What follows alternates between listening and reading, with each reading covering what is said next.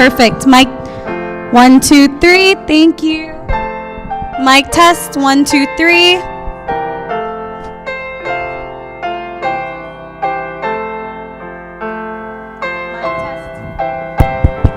Testing 1, 2, 3. Thank you.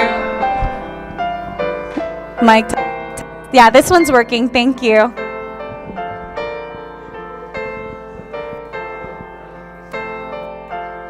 Bradley, good to see you.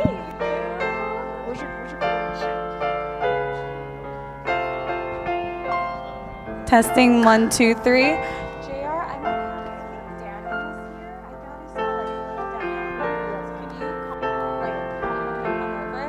over? 1, 2, 3. All right. So I just wanted to give a little update for those that are here. If you hear me, clap once. Thank you. If you hear me, clap twice. Thank you, Jerry. Okay, what we're going to do is I'm going to call people to come all the way to the front. I think what we'll do, because we want to get to know everyone, is you're only allowed to sit on these rows right here. So we need people to transfer here, if that's okay, please and thank you. I know you're so nice. Thank you. I saw your face. Thank you for being willing. I appreciate that. Thank you, guys. So we're going to make the cutoff like right over here, just to fill it up. That way it's like nice and comfy. Right here is okay. Yeah. Maybe we'll have you guys come a little closer. Thank you. Thank you. So I was explaining this to, I think she's your, yeah. I was explaining this to her. For those who don't know, we go on Filipino time here. He's like, oh, used to that. No, so we said that we're starting at 1:30. 1:30 was when we were actually speaking with the panelists, so they know what to expect. We're actually starting at 2, so congratulations, you guys are all here on time and early. So it's right now it is 1:57. We will be starting exactly at 2. And so with that said, I hope you guys get to enjoy, relax. Just a heads up with our program, we will be doing some action songs. So I don't know if anyone had a good lunch. We don't want anyone to fall asleep because that could be rude. We're going to be doing action songs that are led by some of our young adults here. And then after that, after we do our action songs, we're actually going to be doing some Bible charade games. So for those who don't know, I hope you know just a little bit about like these Bible stories. We will be playing that before we actually do our panel. So it helps us to get to know everyone, be comfortable, because the thing with this program is we're not relying on the speakers. We want this to be a dialogue with everyone that's here. And so I hope that you guys get to know each other and get to bond and have fun.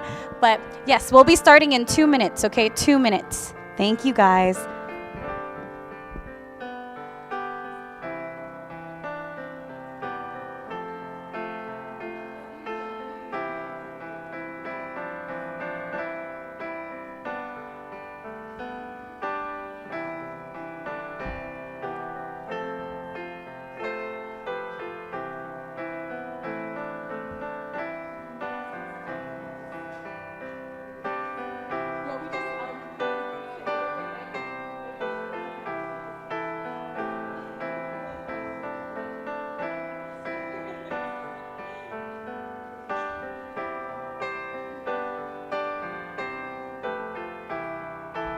Mic test.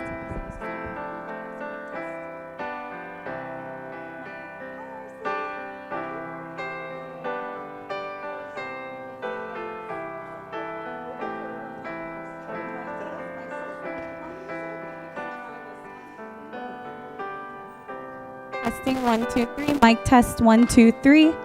1, 2, 3. Thank you, Matthew. Mic test.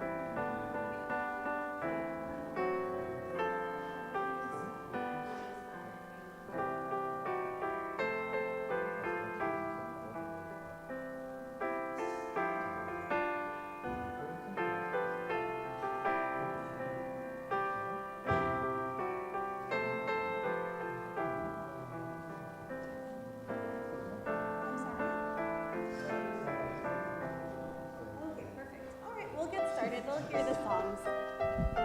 Mic test, mic test. You can use these left. All right, so we want to welcome everyone. We will be starting our program right now. And so we'll be doing some action songs that are led by my sister Elina. It was her birthday yesterday. Elina, and then my cousin Jaden. So the thing with action songs is you have to repeat whatever they're teaching you. And so hopefully you all can follow along. But without further ado, I'll have you guys lead out. Thank you. Thanks. All right. For our first song, we're going to sing a song called Oh, I Love You, Jesus. Just follow after us. We don't have a pianist, so we'll go on the fly. So it goes, oh, I love you, Jesus, deep down in my heart. Oh, I love you, Jesus, deep down in my heart. And then it goes, deep, deep, deep, deep, down, down, down, deep down in my heart. Deep, deep, deep, deep, down, down, down, deep down in my heart. And then you grab a partner and it goes, face to face, shoulder to shoulder, back to back, younger and older, working together, building the kingdom of God. I missed an important memo. I need you guys to stand up. There's no way you'll be able to do this if you guys don't stand up. All right. If Kuya Timothy, can you put the lyrics on top for everyone to see?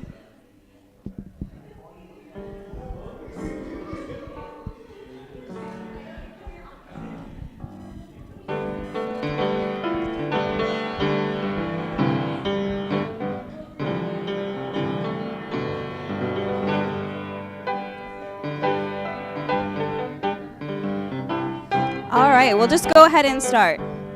Oh, I love you, Jesus, deep down in my heart. Oh, I love you, Jesus, deep down in my heart. Deep, deep, deep, deep, down, down, down, deep down in my heart. Deep, deep, deep, deep, down, down, down, deep down in my heart. Grab your partner.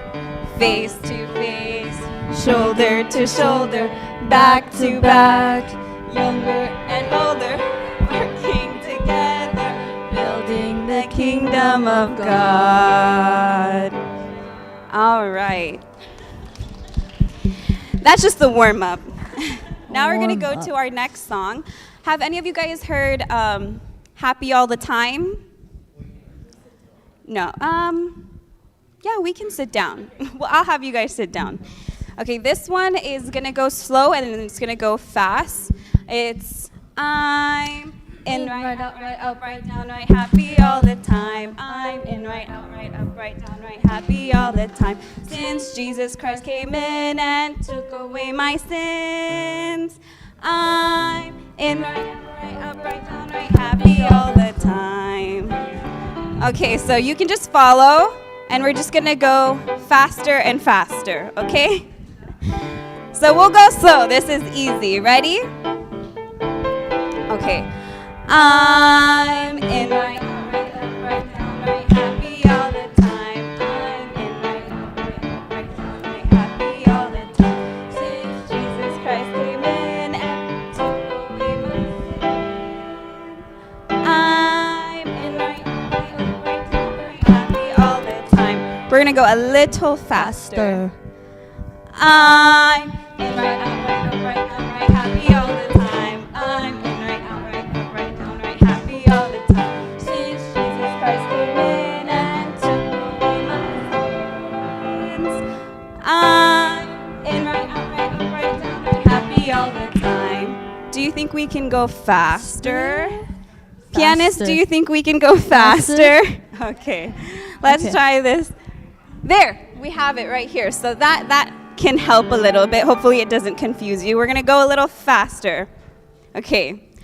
I'm in right up, right up, right up, right happy all the time. I'm in right up, right up, right down, right happy all the time. Since Jesus Christ lived I'm in right, happy all the time. Yes. Okay, that one was a good one. Hopefully that got your digestive systems flowing. The next one, we're gonna sit down. This one, we don't have the lyrics for that one, but I think this one's pretty easy to follow. It goes lean forward, lean backward, to the left, to the right, stand up, sit down, to the left, to the right. Again, don't worry, we're gonna say it with you guys. Lean forward, lean backward, to the left, to the right. Stand up, sit down, to the left, to the right. Lean forward, lean backward, to the left, to the right. Stand up, sit down, to the left, to the right. Now we're gonna combine it with a song. So try to remember, you can follow us, okay? So we're gonna do it again, and the song that we're gonna play is Love Lifted Me, if you guys know that song. So it's Love Lifted Me. We'll do it all together. Ready? From the top. Ready, go. Lean forward, lean backward, to the left, to the right. Stand up, sit down, to the left, to the right. Lean forward, lean backward, to the left, to the right. Stand up, sit down, to the left, to the right. Love lifted me. Stand up, love lifted me. When nothing else could help, love lifted me. Love lifted me. Love lifted me. When nothing else could help, love lifted me. All right. I think that's it for the action songs. Hopefully you guys are able to be wide awake for it. Thank you so much, love. I'm grateful for all the people that are here today. It's a nice group of people for our first seminar. And I hope you guys are smiling. I see a couple people smiling. These different action songs are to make us comfortable for the questions that we will be going over. But before we do the questions, we are going to be doing a few little games, just so that way we can feel comfortable. We get to, we want to have a nice energy here and keep it flowing and make sure that the audience feels comfortable enough to ask these questions. And so the first group of games that we're doing is Bible charades. And so the way this game will work, I'm going to actually ask Kuya Timothy, is it okay if what we'll be doing is we're going to show a character. So I'll whisper to you and type to you what character it is, and whoever's in the front has to guess what it is. But the audience, you guys have a difficult job. You have to act it out. But we're not cheating, right? Because we're in church. You can't cheat in church, right? You have to act it out. You can't mouth it. You can't be like, Moses. We're not doing that, okay? So think about everyone. The reason why this is fun is because it's going to be a little chaotic. Everyone's going to be acting it out. So hopefully the person standing here finds someone who's a good actor and can guess who that person is at the back. Does that make sense? Yeah? A little bit? Okay. And audience, we'll give that person chances if they're having a hard time. Don't worry, Jared and I can come here and give them guesses too, okay? So is everyone ready to do this? All right, so it's gonna be this side versus this side, a little friendly competition. It doesn't hurt anyone. You guys have more people on your team, so you guys got this. We got a few people here. So real quick, what we're gonna do is we need one representative from this team. RC, okay, RC, team player. And we need one representative. Okay, Nathan, come up here. So you guys have to do rock, paper, scissors to see who goes first, okay? Nathan, RC, let's see who goes first. So, all right. Okay, the one who lost gets to sit here, and we're going to be doing a game. So I'm going to hide this. And everyone, you don't need to copy the person next to you. That's what makes it a little chaotic. So when you see the name in the front, you guys are going to try to act it out however best way you can, and hopefully RC gets it. So we'll try to make it easy because I know, yeah? I think we'll do it where all of us acts out. And then if it gets too easy, then we'll only make this group act out. Yeah. All right, so the first one is...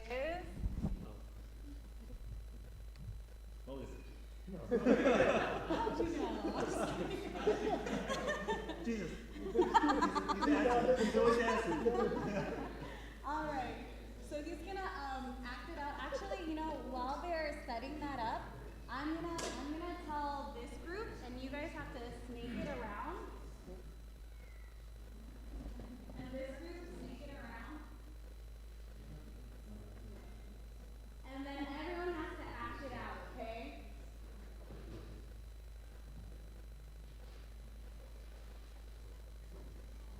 All right, and I'll let you guys know, welcome. Thank you guys for coming. Right now, for those who just walked in, we're actually doing Bible charades at the moment. So we're doing this group against this group in Bible charades. And so, RC, you're not allowed to look back. You're only here. Yeah. Everyone's going to be acting out. The group is going to be acting out. And then whatever you see, hopefully you guys got the whisper of what you're going to be acting out. And if you guys are ready, I'm going to let you know. And I'm sorry? Does it not work? Power. Oh, power. Oh, thank you.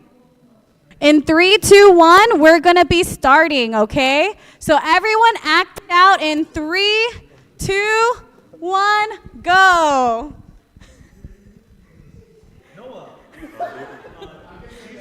Yeah, good job. That was a good beginning try. Good job, RC. You're good, you're good. Next is Nathan. So should we give them the point, or should we just say that that's a beginner's luck? Trial run. We'll say it's a trial run. Okay, trial run. Okay, you want him to go back again? Okay. Okay. All right. Yeah. Okay. This one's gonna be a little harder.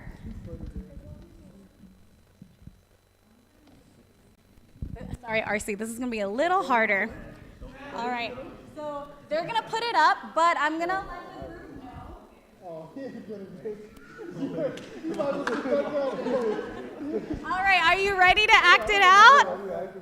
How about, I'm gonna time it where it's like we give him a minute. All right, are you ready?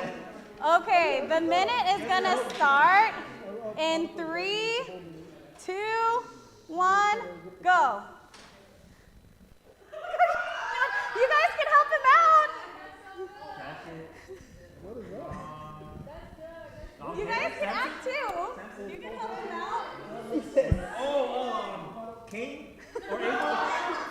No? I don't even know how to act with that. A robe? I'm gonna get this. I need She was healed when Jesus touched this first.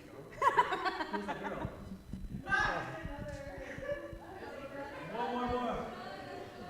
All right, you have 22 seconds. 22 seconds.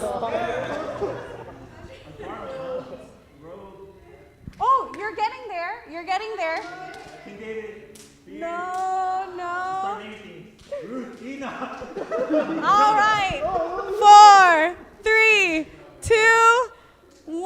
All right, look behind you. Joseph and his robe, his many colors. All right. All right, your turn.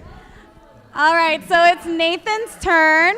What we're gonna do is, because Eunice did majority of the work here, thank you so much, this group now has to act it out, okay? Just this group.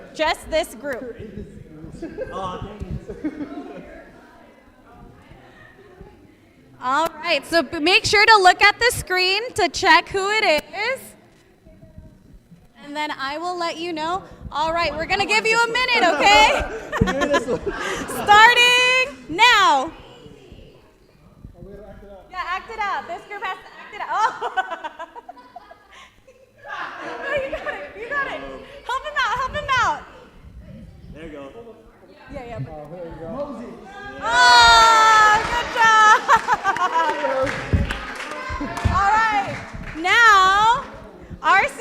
you get to pick someone to guess.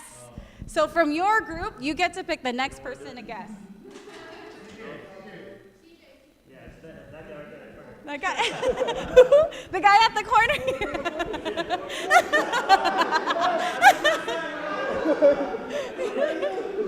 Okay.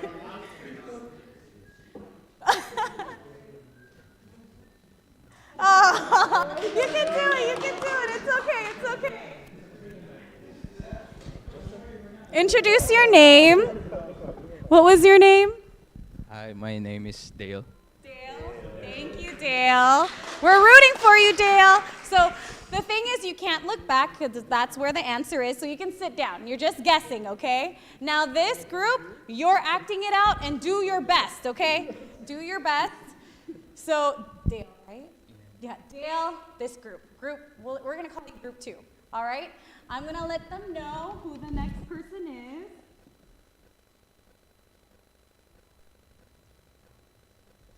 All right, and this group, I'm going to give you a minute to guess, okay, Dale? You got this. We believe in you. Thank you. Thank you for being willing to come up here. Thank you, Dale. You got this. Are you guys ready? All right, 3, 2, 1, go.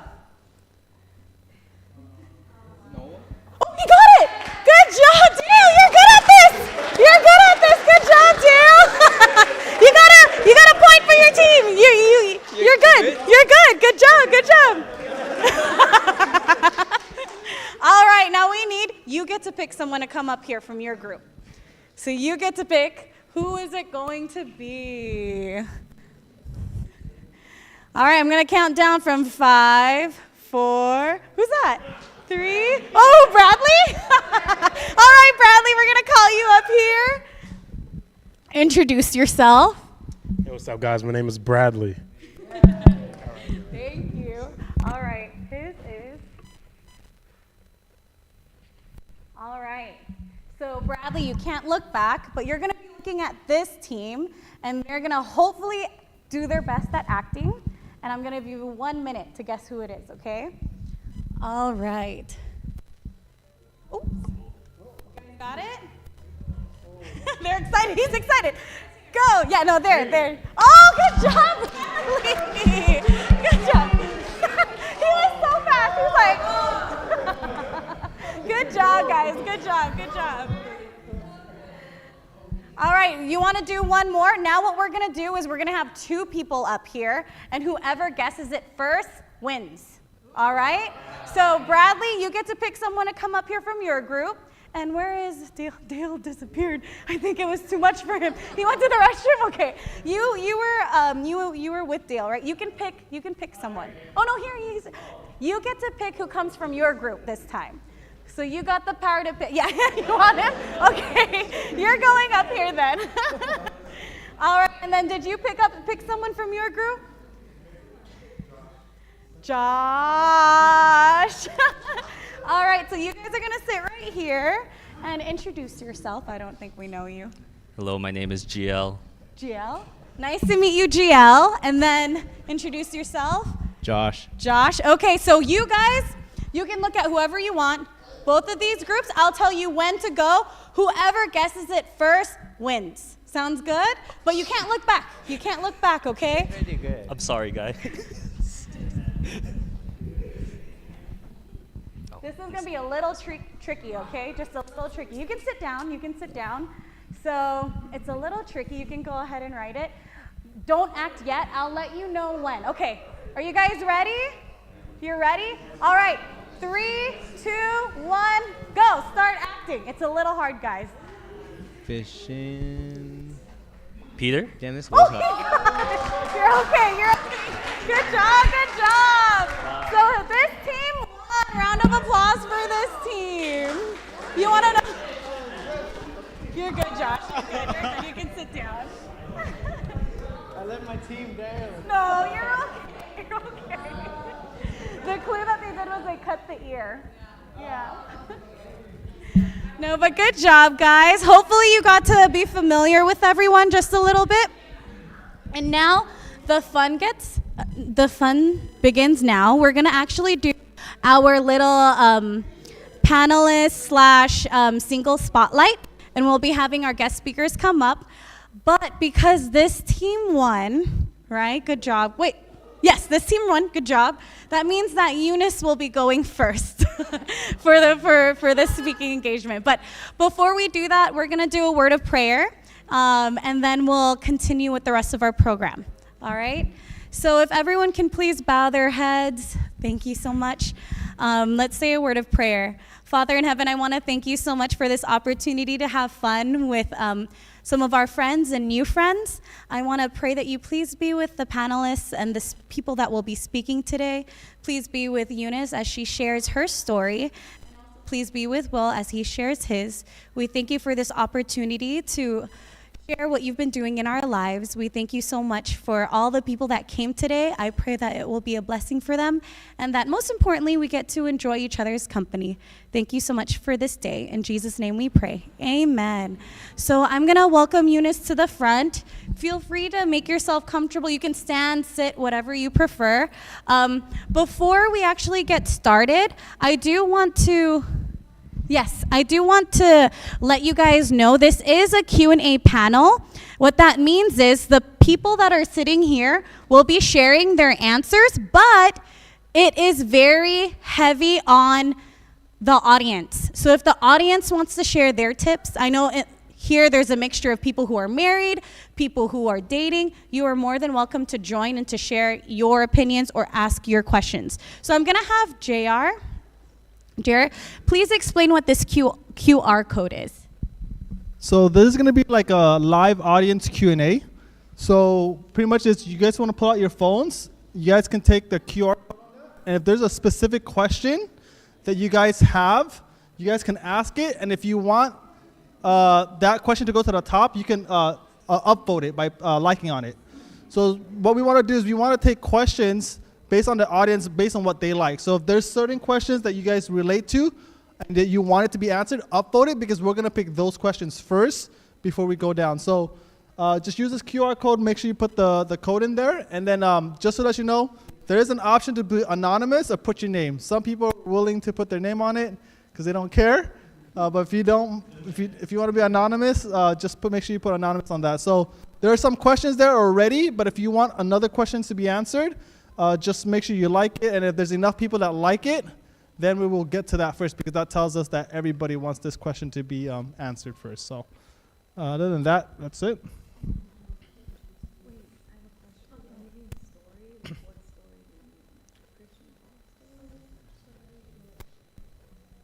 Give me both.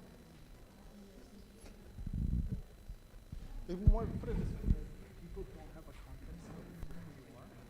So give people context, but also you want to compare your relation. Because people don't know you, so just try to put a good picture. Yes.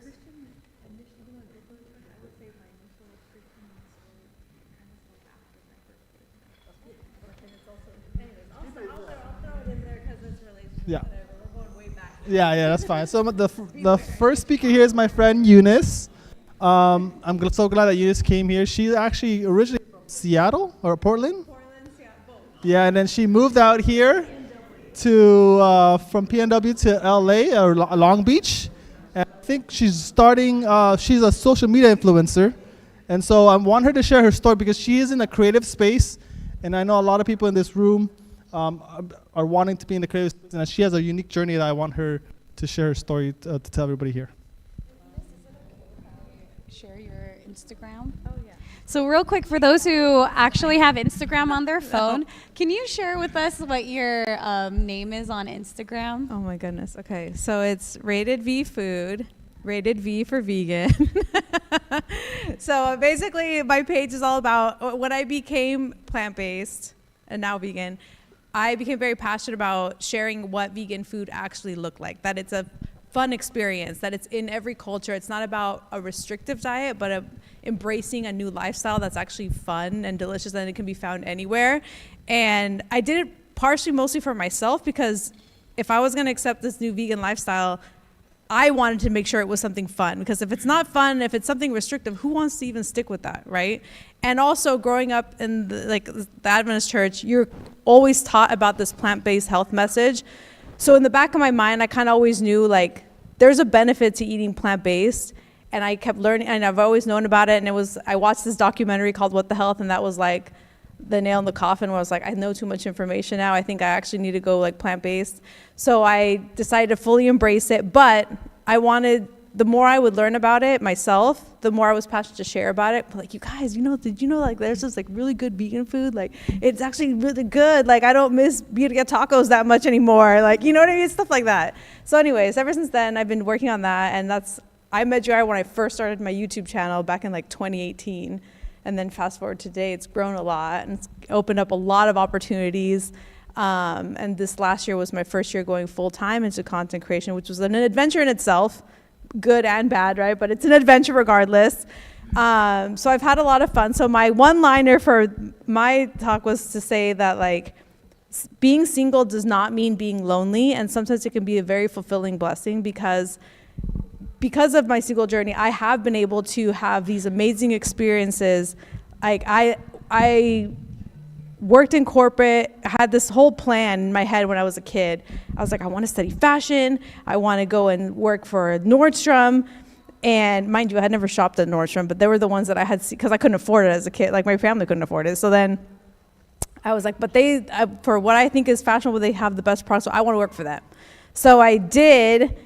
And I worked my way up from the bottom up to corporate and worked in corporate for 5 years. And I was, but something about it wasn't very fulfilling. Like I loved traveling. At the time I was still traveling and my eyes were open. If you haven't traveled, I highly, highly encourage it. If you can, please at least go somewhere. And I do encourage for younger people, if you've never left home, like the city that you grew up in, I highly encourage you to move to a city where you don't know anybody, because it's a great growing experience. Because that was what Seattle was for me. I moved when I was like 26, I want to say. Yeah, I was 26 and I moved away, didn't know a single person in Seattle. And it was intimidating because at first you're like, I don't know anybody, what am I gonna do? But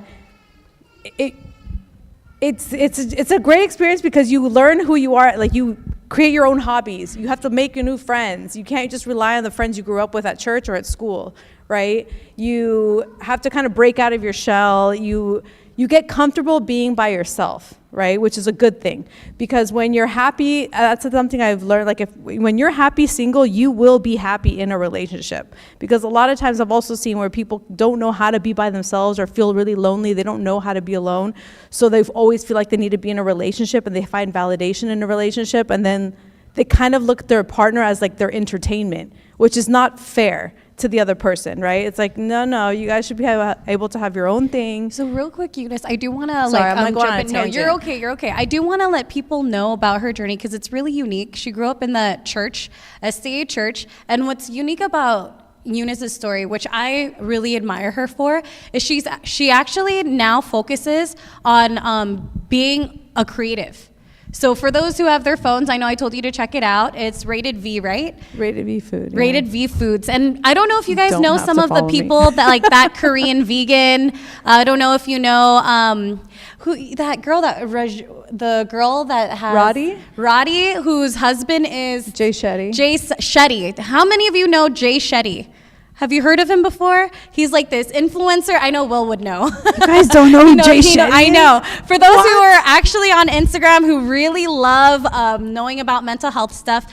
So Jay Shetty, he's very popular on YouTube. This guy literally does interviews with like Will Smith, different actors. His wife actually is vegan and is a nutritionist, and she got to work with her. So can you imagine growing up in the church, being expected to live a certain lifestyle? And what's amazing about Eunice is she really put herself out there and has this whole influence over not just like the Adventist realm, but multiple people. So a lot of the times we're expected to either be a nurse or be a certain way. But Eunice really branched herself out, because what were you sharing, Eunice? You said that you were willing to just put yourself out there, right? Right, and it was, could you guys hear me? Does this work? Okay. That's the thing. So it was obviously a creative outlet, which I think is really important. I worked in the corporate setting, and the routine, it was just something that I was kind of getting annoyed with. And like when I found this new lifestyle that I was trying to embrace. I was like, the reason it started was because I've always been a foodie, and I loved watching food shows, food YouTubers, all the above. But when I became like vegan vegetarian, I noticed that I was watching this content online, and I was like, I can't eat anything that I'm watching anymore. I was like, why is nobody showing what vegan food or vegetarian food looks like? And I knew that it looked great because growing up, I mean, going to different potlucks, you kind of start like, oh, you know, you get exposure to a lot of good vegan vegetarian food. And so I was like, well, should I try it? I didn't know anything about YouTube. I knew nothing. I didn't know if I needed a camera, a microphone, whatever. I didn't know. But I was like, I was willing to put myself out there and be like, worst case, I crash and burn, but I tried. Right? And that's one thing I think I want to encourage everybody is like, don't be afraid to fail in anything. Don't be afraid to fail. Maybe it's like trying to ask out some girl or guy that you're really into or whatever. You might get rejected. Who cares? At least you try, right? Like, just with that, or talking about relationships and stuff. Can you just give us a quick backstory of like your relationship journey and how spirituality tied into that, or is there just so that we can kind of get an idea of like where you're coming from as you're answering these questions, because we don't have a lot of context. So just to give us a quick snapshot. Okay, so there's that. So, okay, let me go way back now then. Okay, so I was, in terms of my relationship journey, I was a late bloomer in the sense that my first boyfriend wasn't until I was like 20 years old. And I remember, so this is what's interesting. So I grew up Adventist, right? And I remember I remember praying like, God, I kind of want a boyfriend. I feel like I'm ready for one, 20, young Eunice. Anyways, and I genuinely believe this was like the best first boyfriend I could have had. I went to a public university. He wasn't Christian. He was actually Muslim. He was Saudi Arabian. The guy was so sweet. He treated me like a queen, right? Like it was, now when I look back, I was like, I think this guy was one of it was because we grew up in with somewhat similar backgrounds. He respected my values and my boundaries. And that to me was what, and he always respected me. He never made me do anything I didn't want. He treated me well, and he understood that faith was important. He was very family oriented. So yes, our theologies were not aligned, but I think God has grace for sometimes something like that. I think God knew this isn't gonna work, but for a first boyfriend, sure, this is gonna work, right? And so, but the way this ties into, so obviously it didn't work. We dated for 3 years. Granted, both of our parents from the beginning were break up, this is never gonna work, right? Oh. But when you're 20 years old, you're like, we're in love, it's gonna work. Yeah. And then, we ended up breaking up for obvious reasons. He finally realized he had to talk with his parents. The whole Muslim Christian thing was probably not gonna work out. So I was devastated. But what that got me to think was, okay, I grew up in the church my entire life. If I'm gonna break up with someone because I say I'm Christian, I better understand why. To me, I'm like, what do I actually believe in? Do I really do believe in this? Because I was devastated. Yeah. I loved him, right? He was my first love, but I was like, okay, let me actually study the Bible for me. Not because my parents take me to church. And I remember growing up, I enjoyed going to church, but for me, it was more I get to hang out with my friends and I get to do all this stuff. So it wasn't until that time that I studied the Bible from the very beginning to the end. That was the first time ever in my life. And I was in my, early 20s. And I grew up in the church. It was the first time ever where I decided to read the Bible for myself. Wow. And that was a really good growing spiritual season for me. I would say that's when my true Christian walk really started. Yeah. Oh, perfect. Yeah. I do want to piggyback off of what her experience is because how many of you are still in high school here? Can you raise your hand? Couple of people. Good. How many of you just finished college? Raise your hand. How many of you are trying to figure out whether or not you should go to college or finish school?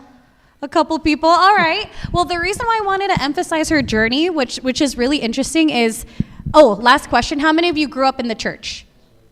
A lot of us, right? I think what's a little difficult is growing up in the church, we're expected to live a certain lifestyle where we only ever spend time with Christians or Adventists. And I know Eunice, you said that you grew up in the church, but what's interesting about her experience was she actually got to meet different people, but her first boyfriend, was he the same faith as you? No. And what's interesting about that, and I think parents, it's important to hear stories like this because we're so scared of losing our kids It's like, I'm scared they're going to leave the church. But in Eunice's experience, because you met someone who was a totally different background than you, right? He was Muslim. It challenged her to figure out more about her faith. Can you continue sharing that? Because I found that really fascinating. And what's funny is like, sure, both of our parents panicked on, oh my gosh, I remember my mom freaked out. And I was like, Mom, it's not back down, like whatever. But this is my thing for parents, like, trust your children. Like they're growing up, and sometimes you need to figure these things out on your own. Like, I remember when I was because this was during college, it was like my sophomore year in college when I met him.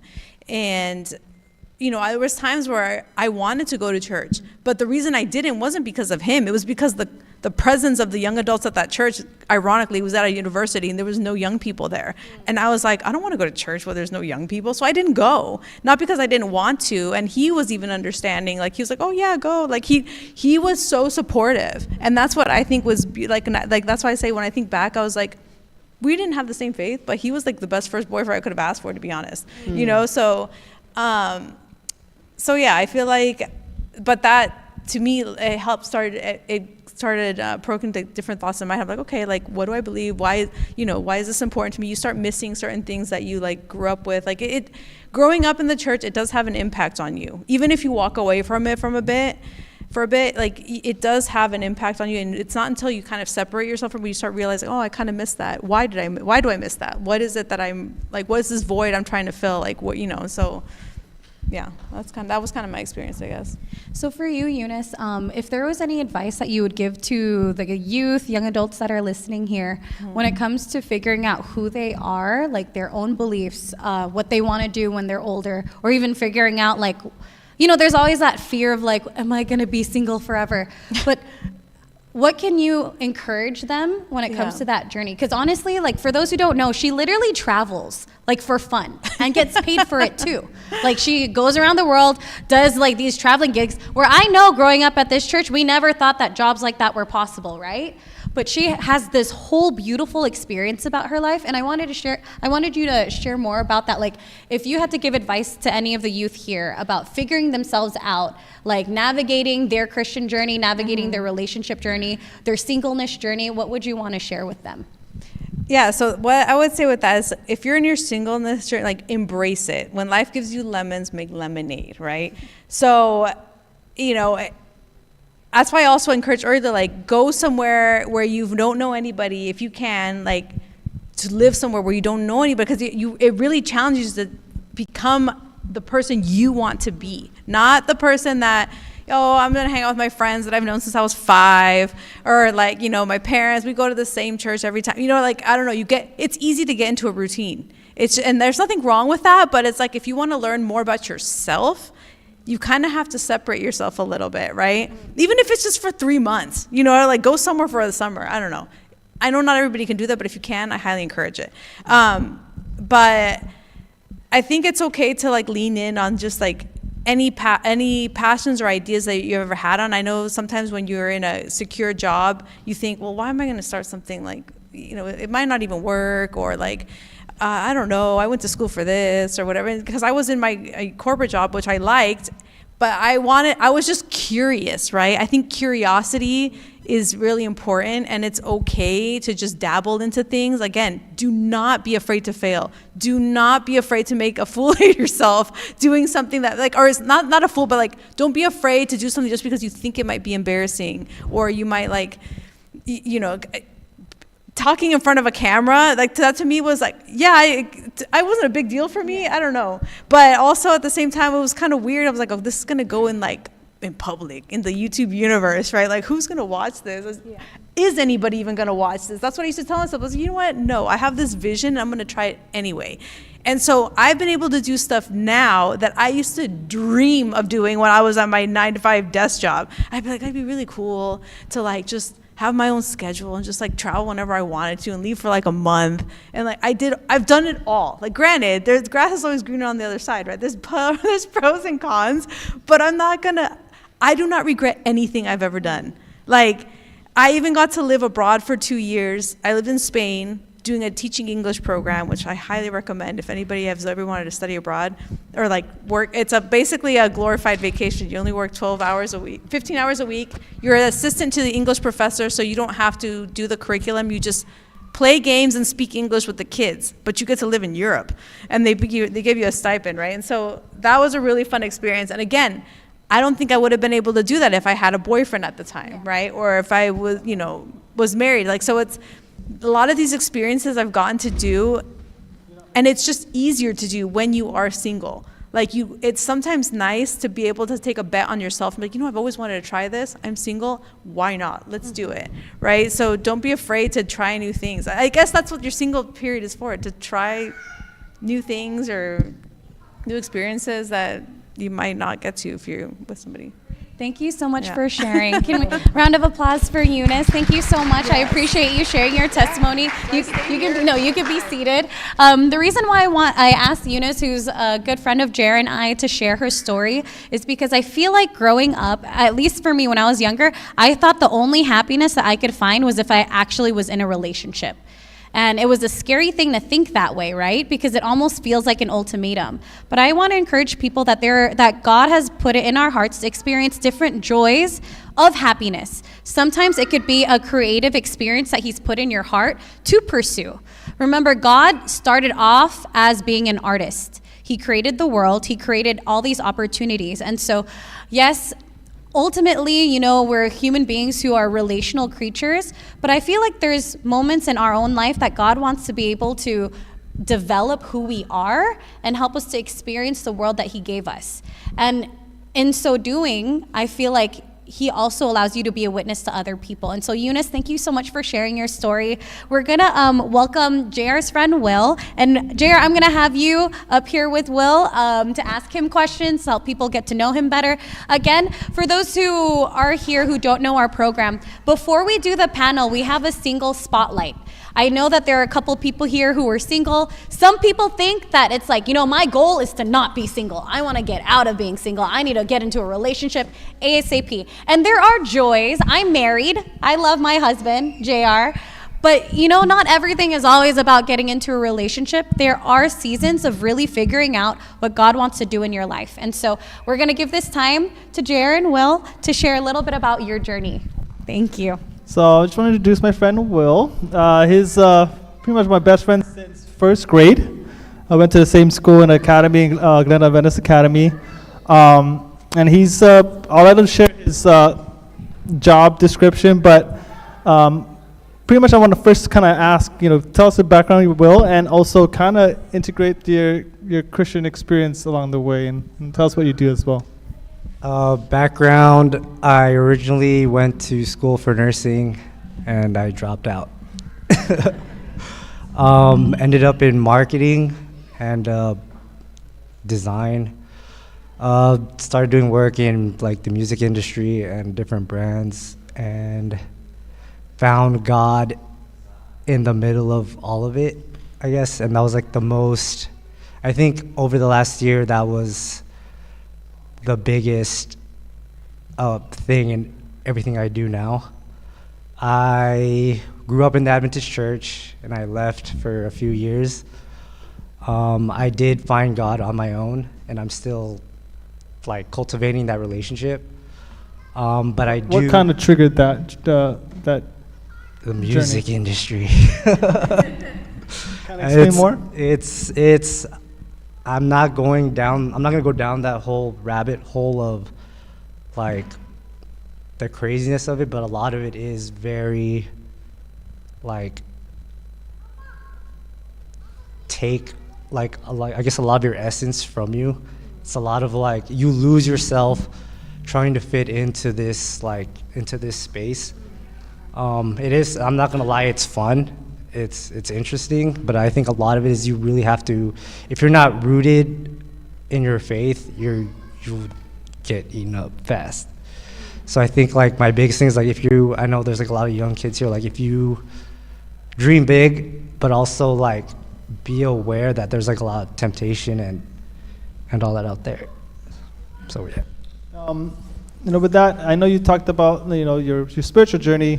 kind of tell us your relationship journey and like, or your past relationship, if you can kind of share some details so that we can get an idea. I make a lot of mistakes and make very bad decisions. I had this pattern of dating the same type of girl. I used to club promote when I was like in my early 20s. Which club?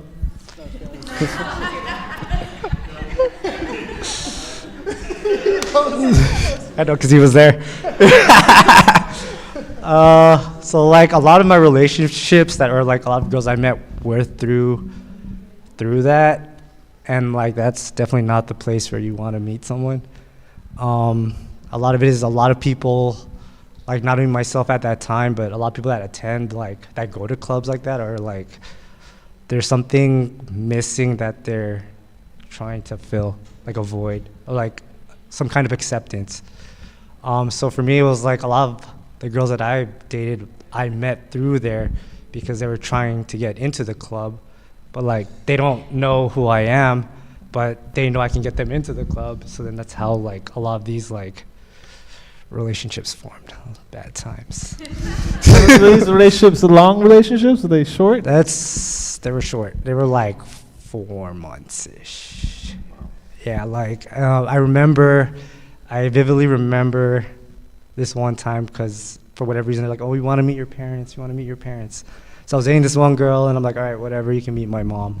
So I brought her, she met my mom, and then like a few weeks later we broke up. And then a month later there was like this other girl and my mom's like just looking at me like she wanted to like rip my head off. You're like, what are you doing? I'm like, So you brought another girl after? And we broke up and I started dating this other girl. Don't do that. Like take time, like it's important to take time and like really like kind of process everything that happens, because it's so easy to be like, okay, cool, like I got hurt, now it's like, oh, maybe this person can fix me type thing, and that's never the case. Now, when it comes to like where you are now, are you still single? Are you looking? I'm single, and whatever God has planned, God has planned. Awesome. And I think, I want you guys to see just kind of like this Will's journey. Everybody has a different journey. Eunice has a different journey. And I think, sometimes we feel like we need to rush. And we just not let it take its course, that, don't put a lot of pressure. If you could give, I don't know how you want to take it, but like if you want to give these people some advice, like what would be like a advice that you'd be willing to share to everybody here? I think for me, over the last few years, it was like really spending time alone, like what Eunice was saying earlier. And I'm not saying like cut your friends off, but like be in a place where you can really formulate your own beliefs and ideas without influence of other people. Because like a lot of times people I believe this, and like you kind of see it in politics, right? And everyone just starts saying this, and then people change sides. So I think it's important to really be able to sit with yourself, and like things like you don't like about yourself. So like there was a point, I think it was like during COVID, when we couldn't see anyone, and like I was very like social to an extent, I guess, but like that time period made me sit alone in my thoughts, in my insecurities, and I had to like learn how to like deal with it and be okay with like who I am as a person. So I think being alone is like, or being alone in a healthy way is I think the biggest thing I could say. Oh, perfect. Thank you so much, Will, for sharing. I did want to bring up like real people. I think normally when it comes to these events, you think about the pastor or the pastor's wife or like these ministry people to come up to the front and speak. But let's be realistic. A lot of the young adults here and the youth, they just need to hear real people, right? Like, I bet a couple of you are not planning on marrying a pastor or a pastor's wife. I think ultimately you're just trying to figure out like, what can I learn from people's experiences, and how can I navigate my own story that God is leading in my life? And so I really want to, if we can give a round of applause for Will and Eunice for sharing their story. Whether or not you're someone who grew up in the church and figured out like what God's calling is for you, or, you know, there are young adults out there who actually have left the church. But what's inspiring about like Will's story is God finds ways to bring you back. And so what we're gonna do now is we're gonna invite the panel. So we're gonna ask Sam and Kyla to come to the front, Eunice to come to the front, Will to come to the front. This is where it gets exciting because we get to ask these interesting questions. Auntie Virgie, I know you're trying to hide there. This is our Auntie Virgie. She is our church mom. She will be joining in the panel. Give a round of applause for Auntie Virgie. Mommy, if you want to join too, you can join them. Just kidding. Mama, you want to come too? Okay. Can you set up a chair for Mom?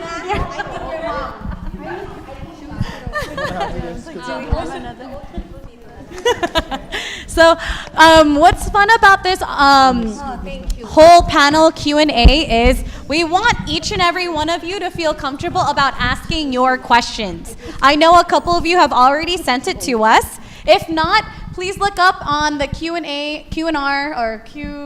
code right there. QR code right there. You guys can save it. It'll lead you to a website where you can ask your questions there.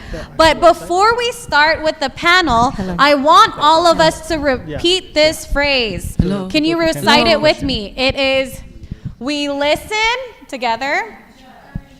I know you guys know exactly the trends that are happening nowadays, but we're gonna say it all together. We listen,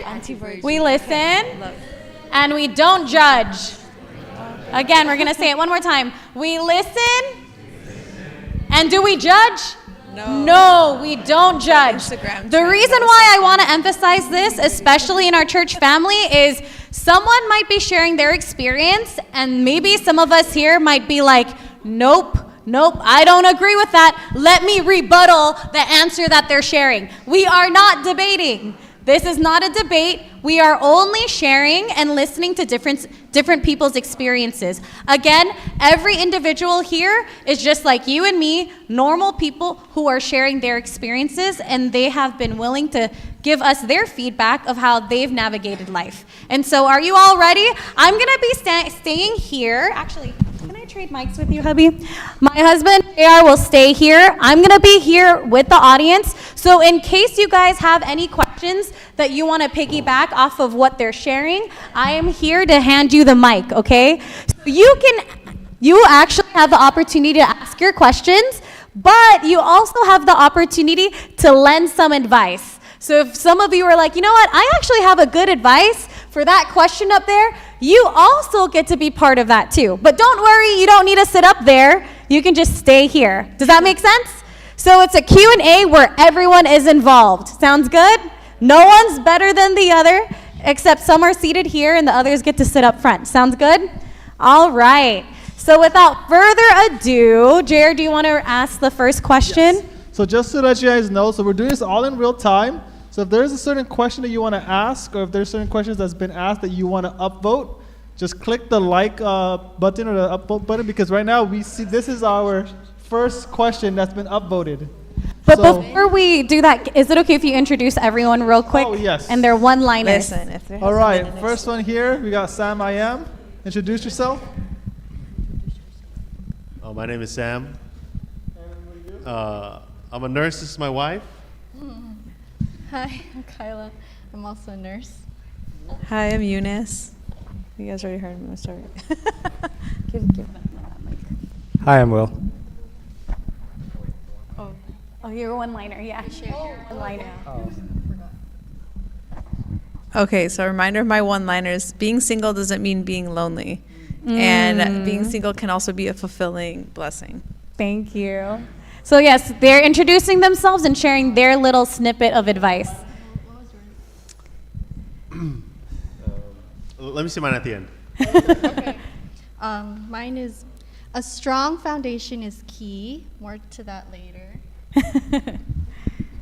Lower your voice, not your standards. Oh, lower your voice, not your standards. Hello, I'm Ate Virgie. They call me Auntie Virgie, and I'm happy to be here.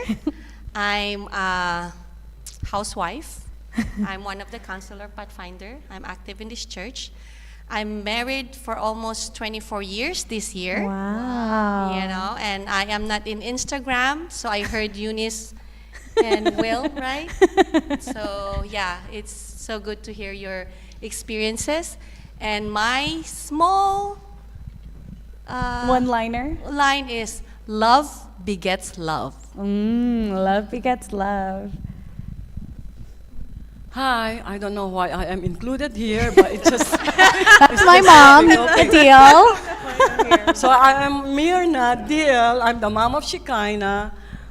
I'm married for 32 years now from Shekinah's dad, but I had a previous relationship with your Kuya JR's dad. So before I got married with Pastor Jill, I'm not married with John Ross Jill dad. So I don't know how long that would be. But what I could tell you is, my dear children, if you don't have any boyfriends now or any relationship, don't trust. Don't just because there is a guy here, and then you said, and then you go for it. No, enjoy your life as singleness and everything. That happened to me with my first relationship with John Jill's dad, okay? I rushed into something that I thought it's love, okay? But it's because I'm just worried that how come I was already going to Saudi Arabia that time, you know, to go abroad, and I was still single and with no boyfriend. Thank you, Mama. So don't trust. Thank you. So just to clarify, because she's saying certain names that make it sound confusing, my husband's name is JR. His real name is Gilbert. I have an older brother whose name is JR, but we call him John Ross, what? okay? So there's a difference. There's a difference. Yes, I think people were getting confused. But yes, that's my mom. We nominated her to be part of the panel. And without further ado, we're going to go ahead and get started. So JR, can you please lead out? So this one has been like pretty much the most voted question right now. So start with this. Is it okay to go on dates with other girls while we're not yet official? If so, I can, as a girl, okay, if it's not official, I feel like it's fair game, all right? Ladies, you can go on as many dates as you want. Guys, you can go as many dates as you want.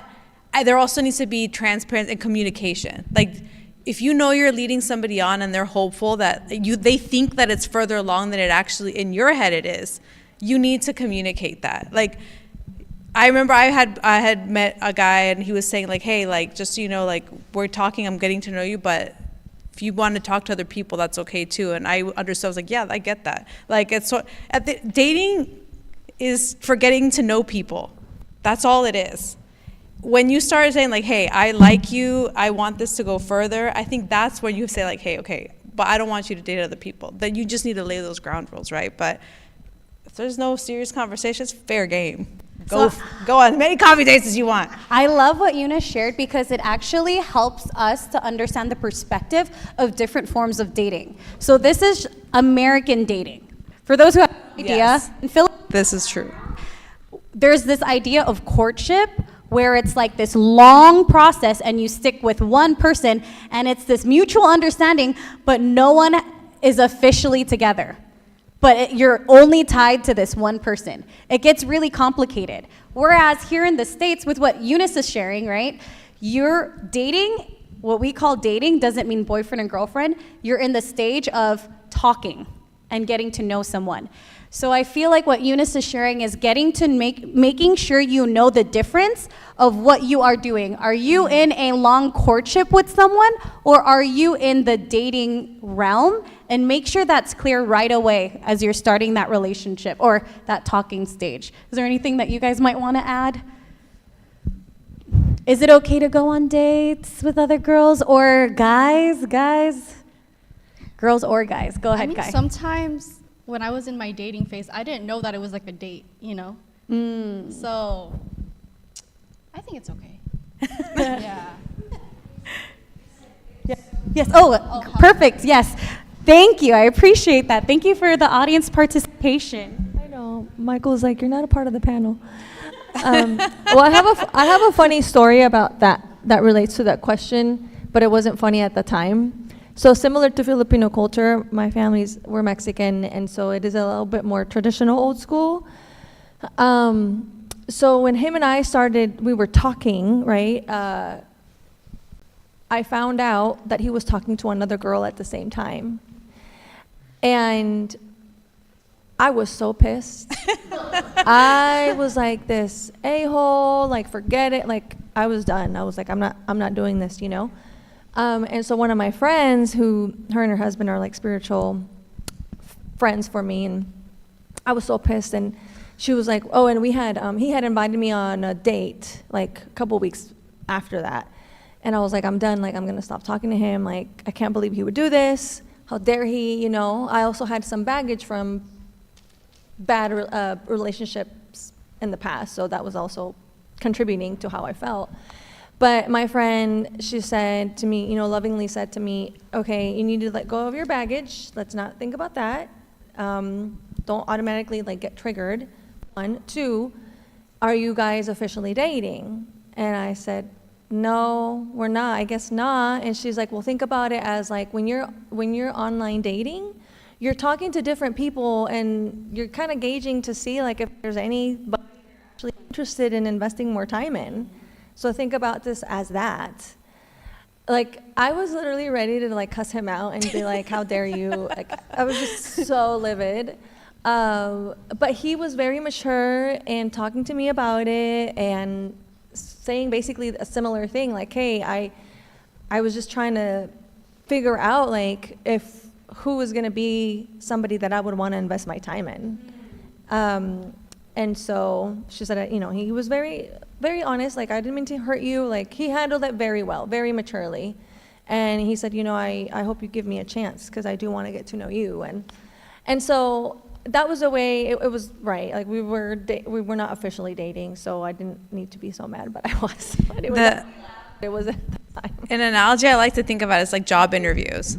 Like, when you're job hunting, you're going on multiple interviews, but until an offer is made, you're not going. Now, that being said, no one goes to interviews for a month, right? Like, if you're going to seeing the person multiple times a week and it's for a month, and then all of a sudden you find out, wait, what, you've been talking to another person? It's kind of like, wait, this is what, again, communication is just, as long as you guys are communicating, that's the most important. But at the very, very, very beginning stages, you're like, it's like a job interview, right? You're just getting to know one person, and then I think Kai wanted to share something. Yeah, I just wanted to piggyback. I think, they said how many, right? I don't think there's like a number per se, but I think that if you're talking to multiple people, at a certain point, it kind of hits like serious. Yes. And you can't do serious with multiple people. Mm-hmm. So for me, when I was starting to feel like I was hitting serious with someone, I automatically like cut off the other people I was kind of talking to too,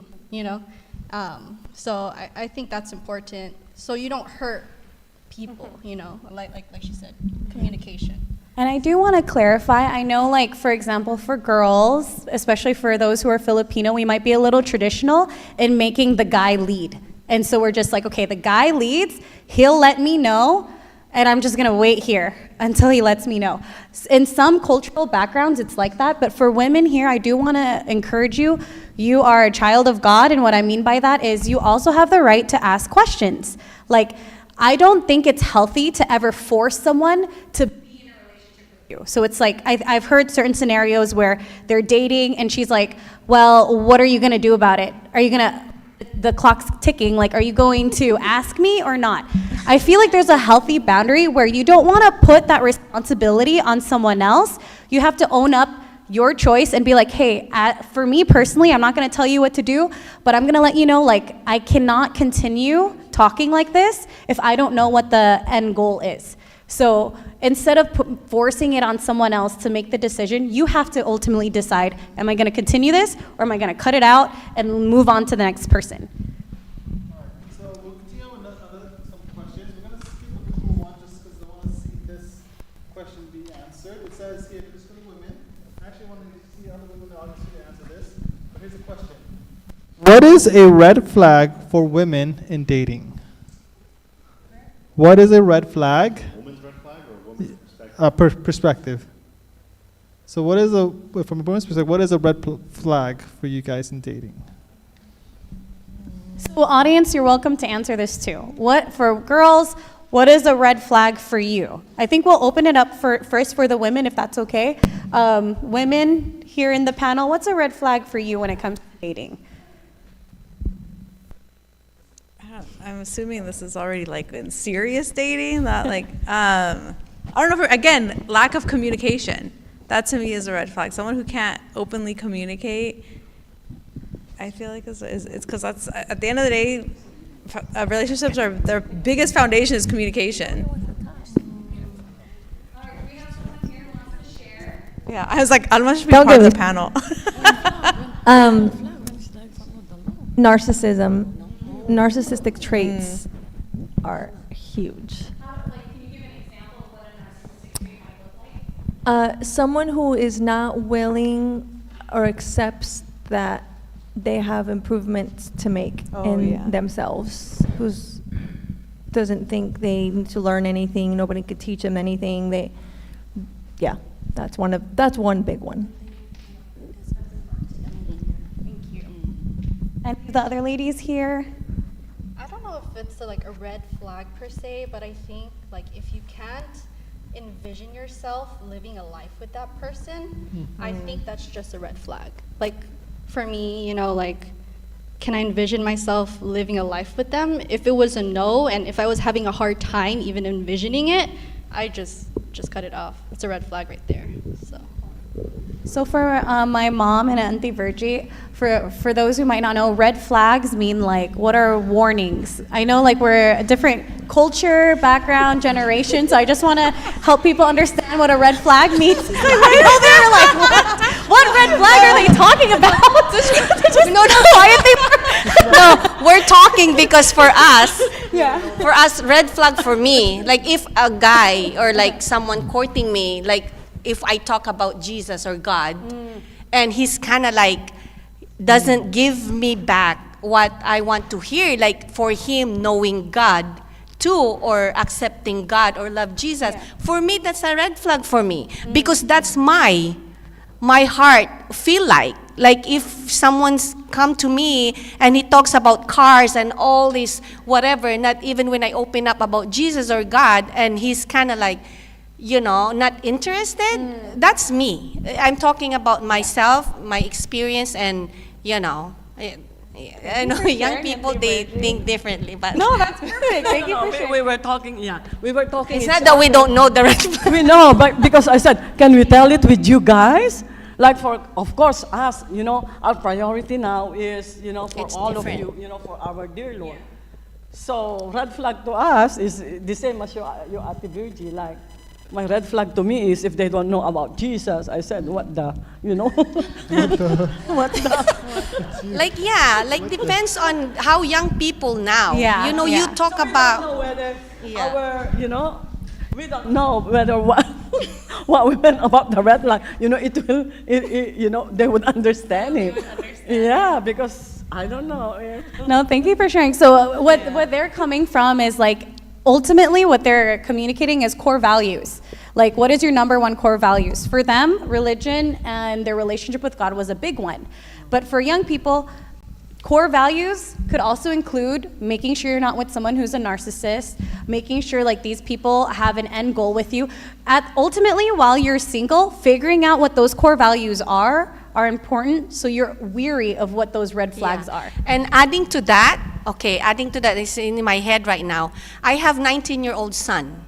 I am a mom of 3, 3 boys. So what I want for them, because one of my sons have a relationship with someone. So what I want him to understand that this is what the mom feel like. Like you better, think of like, I want to give that advice to my son that look for someone or ask God for someone that person love Jesus. And once you love Jesus, everything will follow into place. Because if you make one mistake, for me, it's like a domino effect. So that's how I interpret. So that's what I want to tell my kids. It's mom's perspective. Yeah. That's why I love having the moms here too, because they have wisdom. What they're getting at is really, what's the core foundation? Does this person have a foundation? Because when there's 2 different foundations, it's bound to crumble. So depending on who you're dating, Do you guys have the similar foundation, or is it different? Is it okay, Jerry, if I can ask the men stuff? Because it's important for us women to know what's a red flag for a guy. So for men out there, what are red flags for you when it comes to women? I think that's a good one. Here, Will, I'll give you my mic. Go first, bro. First, please. Dang. I think one of it is like what the girl does on their free time.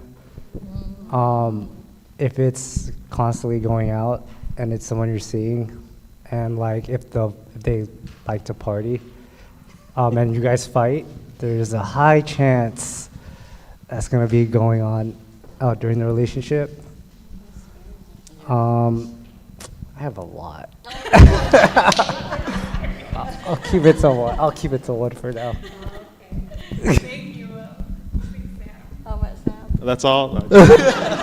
Well, I think red flags, they can be somewhat subjective, depending on, who you are as a person. There are some objective red flags, though, too.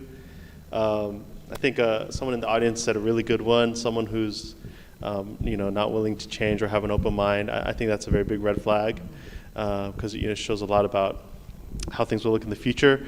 For me, I would say something important to consider. I don't know if I'd exactly call this a red flag. Maybe it's a yellow flag, is if you have to see if this person's like a giver or a receiver.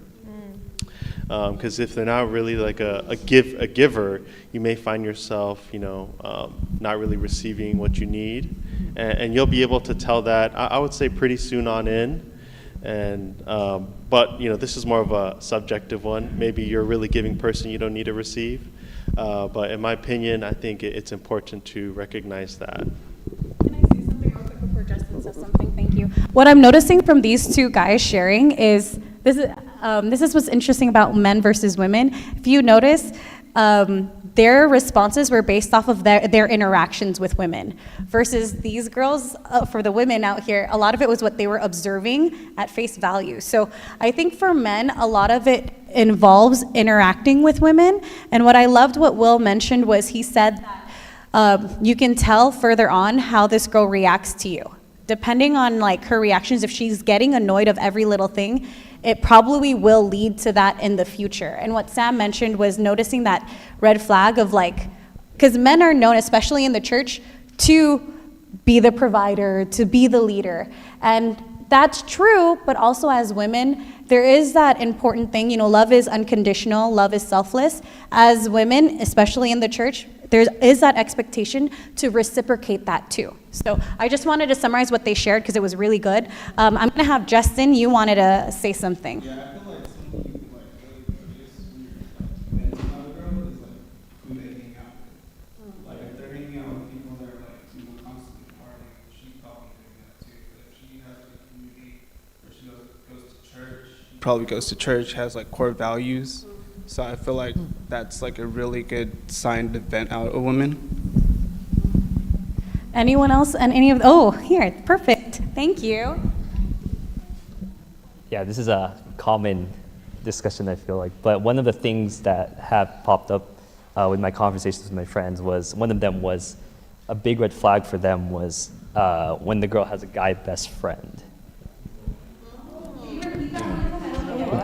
I don't know if that's when the girl, you're assuming if you're dating them seriously, when she has a guy best friend. Wait, hold on. So you say it's a red flag when a girl has a guy best friend. Well, anybody want to add something to this? I'm curious. I know, Mike. Okay, hold on.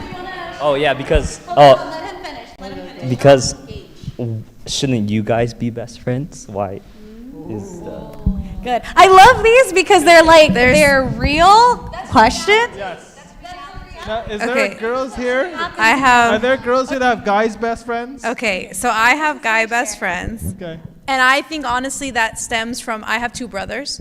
So I think naturally it's something that has always made sense for me. I grew up with a lot of boys, so I have a lot of girlfriends, but I also have a lot of guy friends. So to some degree, I feel like if you're in a relationship, the guy friend should not take priority over your boyfriend. Yeah. That I agree. That should not happen. But the fact that, oh, she has a guy friend, I can't date her, that I think is a little extreme, because you just need to have, as long as you know they have healthy boundaries, and they're gonna, if you know someone for 10 years, you're naturally just gonna become close to them, right? I think what's important is the degree to what that's doing, right? So if I'm... Can you go one-on-one, like lunch date, dinner date with your guy best friend? I think it's, again, you just have to know, you just have to, I feel like it's a fine balance, and I think it just depends on the relationship, right? True. You really have, again, communication. This is why I keep talking, because I think you should, if you have you're in a relationship, like my past relationship, I remember I told him I have guy friends. I made it, for me, it was important for him to meet them, because I wasn't, if you didn't meet them, I didn't want to hang out with them by themselves one time, and him being like, what's going on? How come you're hanging out with them? Right? And it wasn't like I was hanging out with all the time. It'd be like, oh, let's catch up. It'd be like a once in a blue moon type of thing. And it's not like we're talking on the phone constantly either. So you have guy friends, but again, it shouldn't prioritize the relationship. Before you give it to Josh, let me stir this up a little bit more. Can a guy have a girl best friend? Again, that's and is that a red flag? I don't think it's a red flag, but that's because I'm natural. Like, it depends on the person, because there's women who are naturally jealous, and that's a no-go, and there's other women who are like, who cares? Like, I love that. I'm gonna open that out to the audience. For women, are you guys okay? How about we just do it easy? We'll make it easy, like thumbs up, thumbs down. For girls, are you guys okay if the guy that you were talking to had a girl best friend? Really?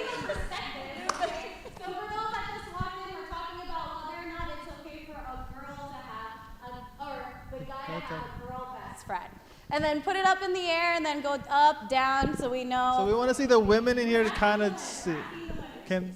For the women. Really? Yes. Audience real quick, is that okay? Is it okay if I ask you? Is that okay? Oh, what are the reasons for the thumbs down if a guy has a girl best friend? So for me, it comes with my own experience. Ooh. But to summarize it, for me, I know I have to keep it cool with the guys, because with girls, sometimes I feel like So I tend to have, I tend to get along better and get more comfortable with the guy friends. The problem is that guy friends sometimes don't even look at me as pure friends. They have crush on me. So it's hit or miss. So first of all, there's that, number one. And number two is, a lot of times when I want to consider a friend my best friend, I should be able to hang out with them and talk about anything. And that usually requires talking over the phone, meeting up in person, just hanging out with hours, getting to know their families. I mean, you have to know every aspect of their lives. Yeah. Just for me to be able to say that this person is my best friend, that it's a time investment, and I don't see myself being able to do that with a male friend long term. Yeah. The reason why I wanted to open this up to different people is because it is healthy to hear everyone's experience with best friends being the opposite sex, because everyone's journey is different. And I do want to clarify, there is a difference from her definition of a guy best friend. Probably that's different from Eunice's definition of a guy best friend. And it depends on the boundaries that you have set with it. If you're sharing everything and he's the number one person that you're probably going to, obviously when it's dating, it's probably going to change the dynamic. And so hearing these different perspectives on it is really helpful. It doesn't mean one's better than the other, but it helps to hear what everyone has to share and their experience from it. Josh, I know you wanted to share something. Is it still along the lines of the opposite sex best friend thing? I mean, I have an opinion on it. Oh, yeah, sure. Yeah. Well, I guess from the guy perspective, I don't think. I think from the guy perspective, I don't think the guy best friend. I'm not a fan of that, because to me, you're just playing the long game. What do you mean by that? Is it because you feel like the guy probably likes? Yeah, you're not gonna be a friend. Why am I gonna be a friend with you? Why am I gonna waste all this time if I'm not? He's like, there's nothing I Yeah, you're waiting for that relationship to end. Dang. Oh, thank you. That was a good answer. I mean, RC did.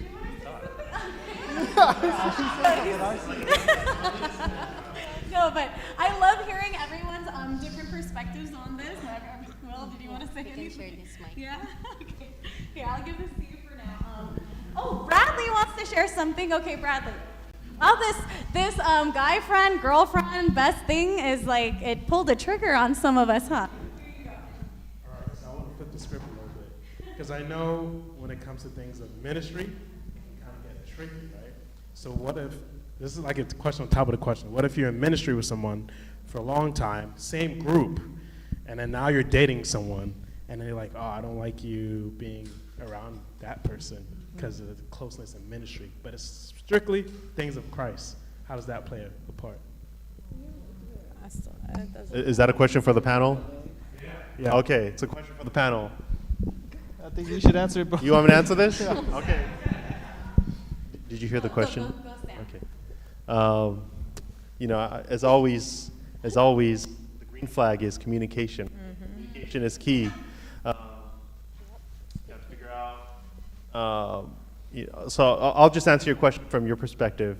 You got a new, lady friend, and you have a ministry group, and the lady friend doesn't like that. You're hanging out with that ministry group. How do you approach the situation? Communication, right? You have to talk about what's going on. What you have to. I believe you have to try to at least understand your partner. Now, if you're dating, right, and this becomes too much of an issue, guess what? You can say, yeah, I don't think we agree on this, right? And enough that you can end it.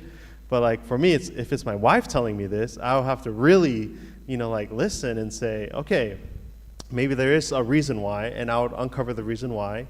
And then if it makes sense, I would probably say, okay, I won't do ministry anymore, with this group if that's how you feel. But once again, I believe that good communication is the green flag foundation of, this dating, navigating the dating, marriage, relationship scene. I do want to share, because this is also dependent on personalities.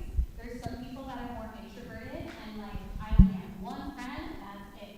Versus there's people who are extroverted, and I know a lot of my girlfriends, they'll have a lot of guy friends. I used to believe that guys and girls can't be close friends.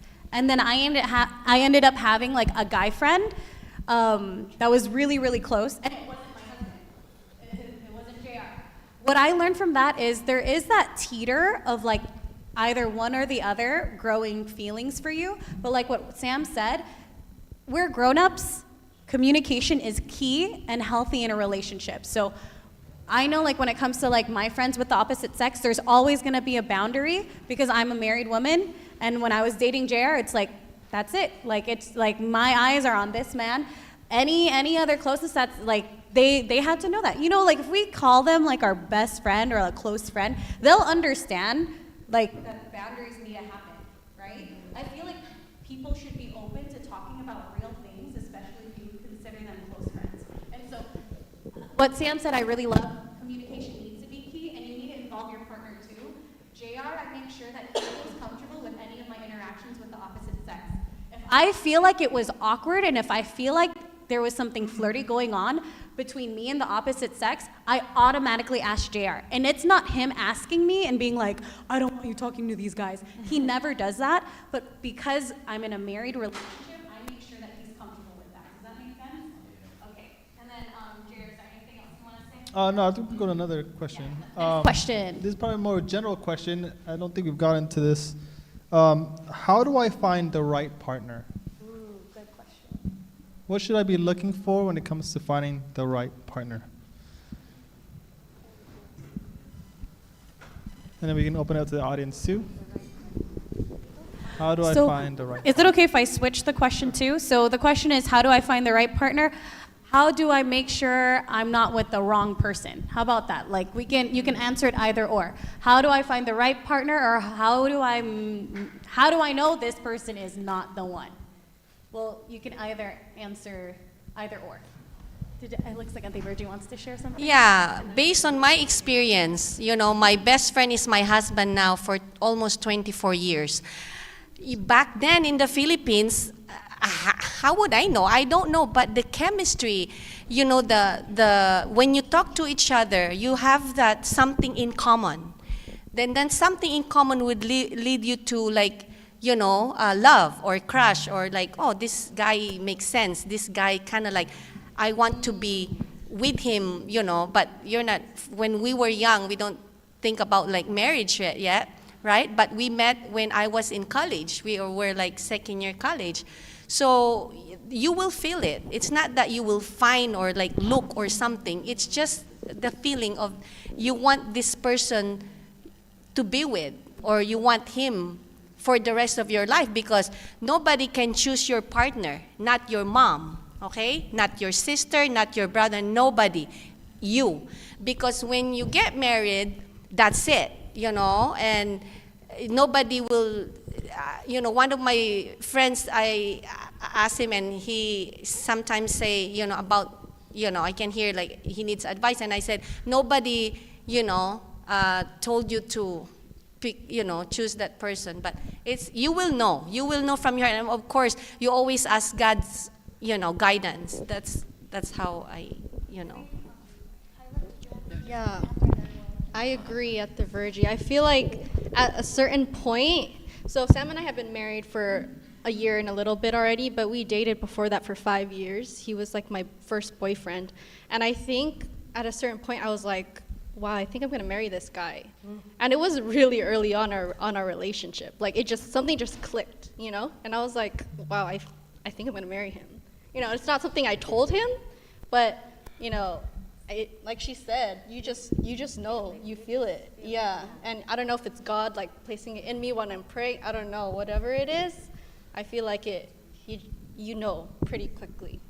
That's what I felt. I think Will wanted to share something. He's like, oh, it's okay. I don't want you to feel forced. I just wanted to. I guess on the flip side of that, it is kind of along the lines of what they were saying.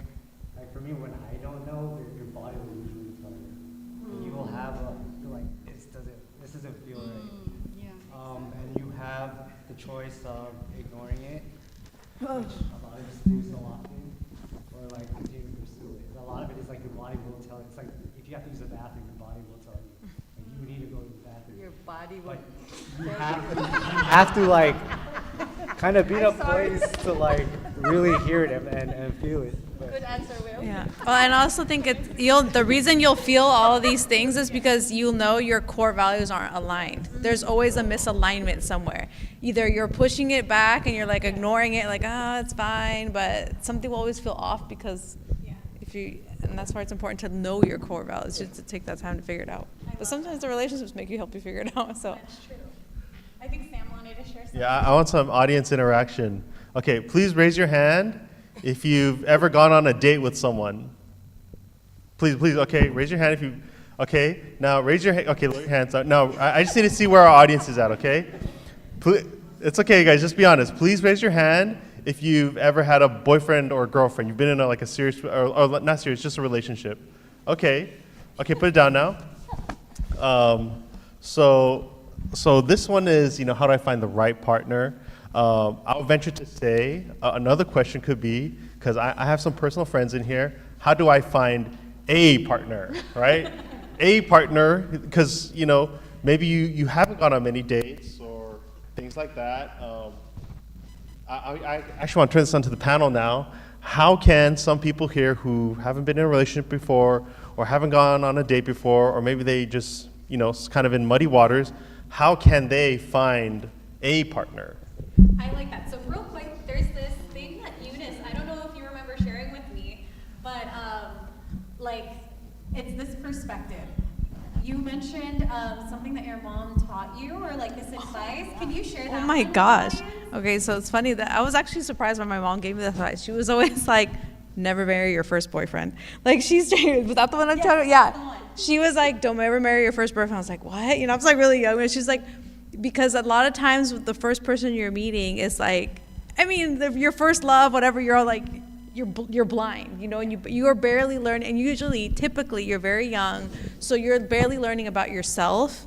And so you still don't know what your negotiables and non-negotiables are. You're still not fully clear on what your core values are. You're still not, you know, you still don't know if you can fully do life with this person. You think you can. Like, in my sense, in my head, I could have married this guy. Did I know he was Muslim? Did I know I was Christian and it would have been difficult? Yeah, but I was like, I don't know what that looks like. I'm like, whatever, right? And so now looking back, I'm like, oh my gosh, that would have never worked. Like, it would have never, it could have, but no. Like, my life would have been so different, and and so, yeah, I remember. I always remember what my mom told me. She always encouraged me to like get to know different people, and yeah. So the reason why I wanted to touch on that is because there's different realms of groups of people. Kyla and I are somewhat a little similar. We were one and done. That's it. It was JR, and that's it. I'm getting married. He's the one. Kyla, same thing. I feel like there's a difference when it comes to different personalities, where if you're someone who knows yourself pretty well, and you're like, you know what, I know what does not work well with me, I'm gonna wait until I find someone who does mesh well with me, that works. But realistically, similar to what Eunice and Sam is saying, you can't be with someone unless you actually start going out there and dating. That's important to know. And I think what's scary too is sometimes as parents, my mom was really nice about it. She was like trying to get me to get to see other guys, but I didn't want to. For other people, it's okay to get to know other people, to talk to different people. We want to encourage the youth to get to know different people from the opposite sex, because how else are they really going to know what they like? And so, did anyone else want to share a little bit about that? I did. Yeah, go ahead, Sam. Yeah, I think just like, you know, how to find the right partner comes from a question like there is one or there's a right? I mean, you know, like for people who know the two of us, we're actually very different people who, if by, you know, very specific circumstances, never would have met in our lives. And so, you know, how we met is like for example, right? I had a friend in high school. He gave me a MAGA book, or like he gave me a book, and I read that book, and that book inspired me to do ministry. And then because I did ministry and I stuck with it for many years, that's how I, you know, like found my wife. But had I never received that book, right, then I never would have done any of these things. I never would have met her, right? So it's like, you know, can I trace that back and say that was a singular moment? You know, I don't know. But the question is, how do I find a right partner?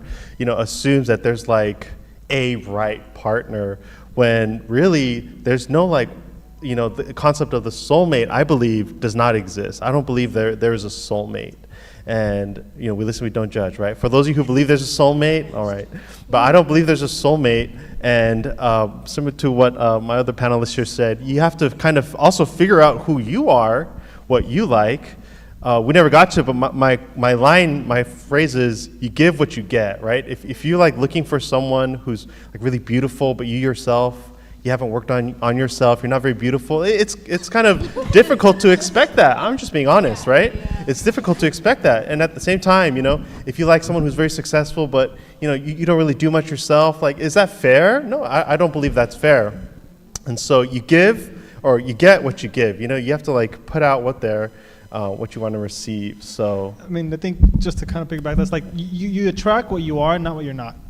And instead of trying to find the right partner, I think you've always heard like just focus on trying to become the right partner, because people will notice your frequency, the values that you have when you're focusing on yourself, and you'll see that in other people. But if you don't know who you are, and you don't know what your values are, and you're not becoming the person that you wish to see in a partner, that partner won't find you, because you don't attract what you aren't. You check where you are, right? I do want to summarize what a couple of these guys were mentioning. I know Will shared his experience about like he met like this girl at a club, and he was like, okay, probably like that's.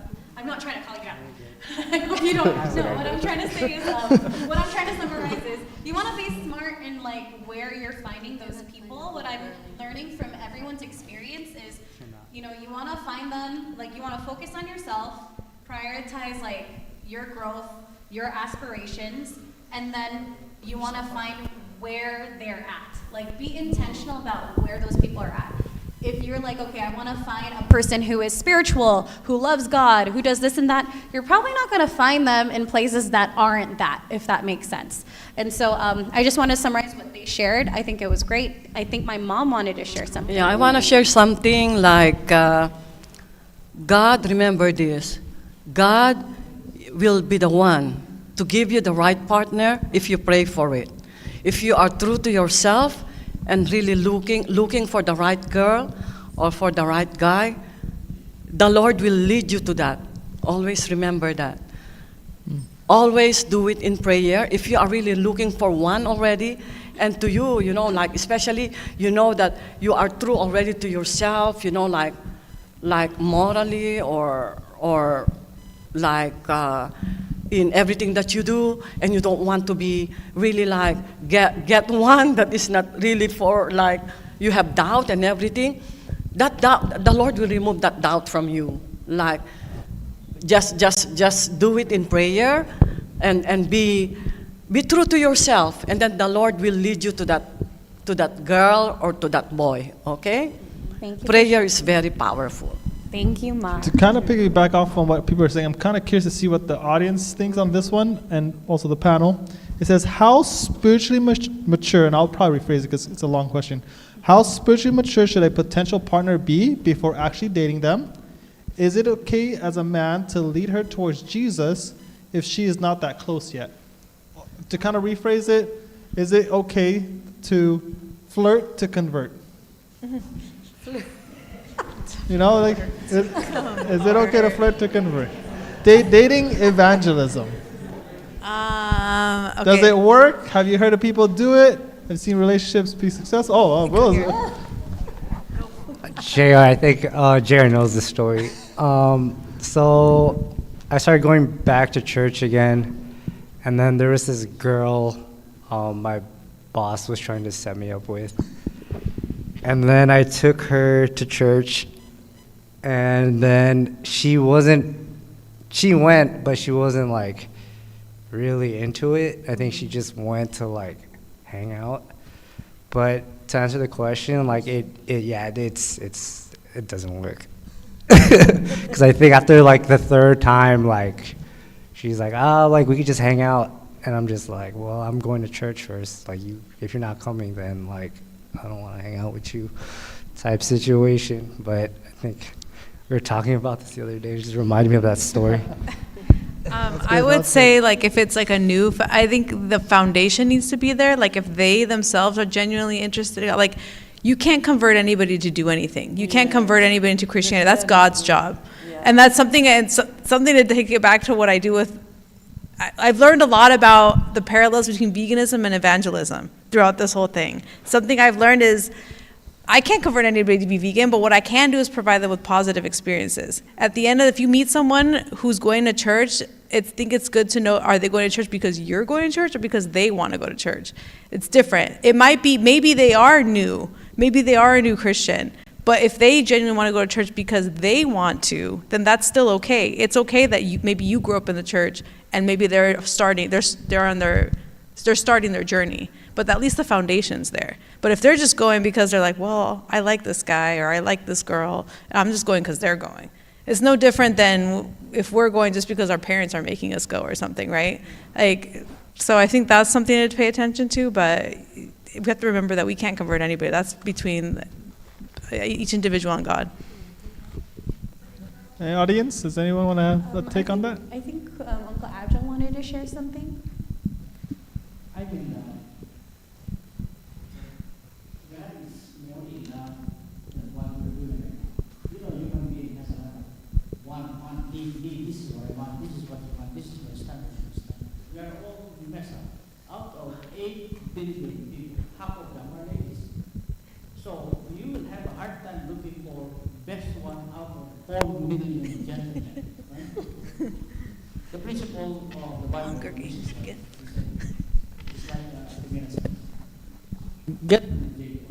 trust God. That's why we have a church. That's why I'm worried. I'm really worried. You're my relative. I love you guys. I want you to bring to the right perspective of the Bible, spiritual prophecy, and why God came. First, when you submit yourself to God, you accept Him, you're secure. Second, if you are in a relationship that is His institution, when you give to yourself a family, that is His institution. And if you fail, everything is kaput, still He is there. So what's the common denominator? Triangle, a pathfinder. Make sure you have a mediator, your mom, a principal. So red tag, I like the red tag. So when you say red tag, it doesn't necessarily mean war. You will fight. I'm done with you. Red tag means, oops, I step on a boo-boo. Because men and ladies have our own green, yellow, and red. It means you need to communicate. It means a long-term process. Even you're married already, even you divorced 100 times, still it takes two to tango. But without God, you're messed up. That's why I'm not a pastor yet, but out of the young people and relationship, they always mess up if they don't go to the manual. If you're driving a car, brand new car, and something went inside your dashboard, a green, it means you commit something wrong. So standard guidelines, and make sure when you are in a relationship, you talk. Especially to ladies, you have the most you are born, your natural you are sensitive. So red tag, you're wearing a black shoes and your date supposedly is white, you are in a red tag. And you say, hey, why are you mad? Because you did not discuss your terms, condition. Even God make terms and conditions. Thank you so much. All right. Just be with God. Everything is going to be all right. Thank you so much, Uncle.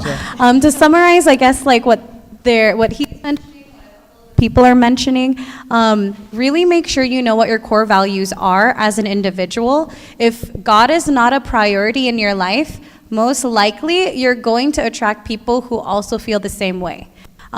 There's this principle that I wanted to share where whatever your core value is, depending on who that person is, if it's opposite from your core value, just know only one can win.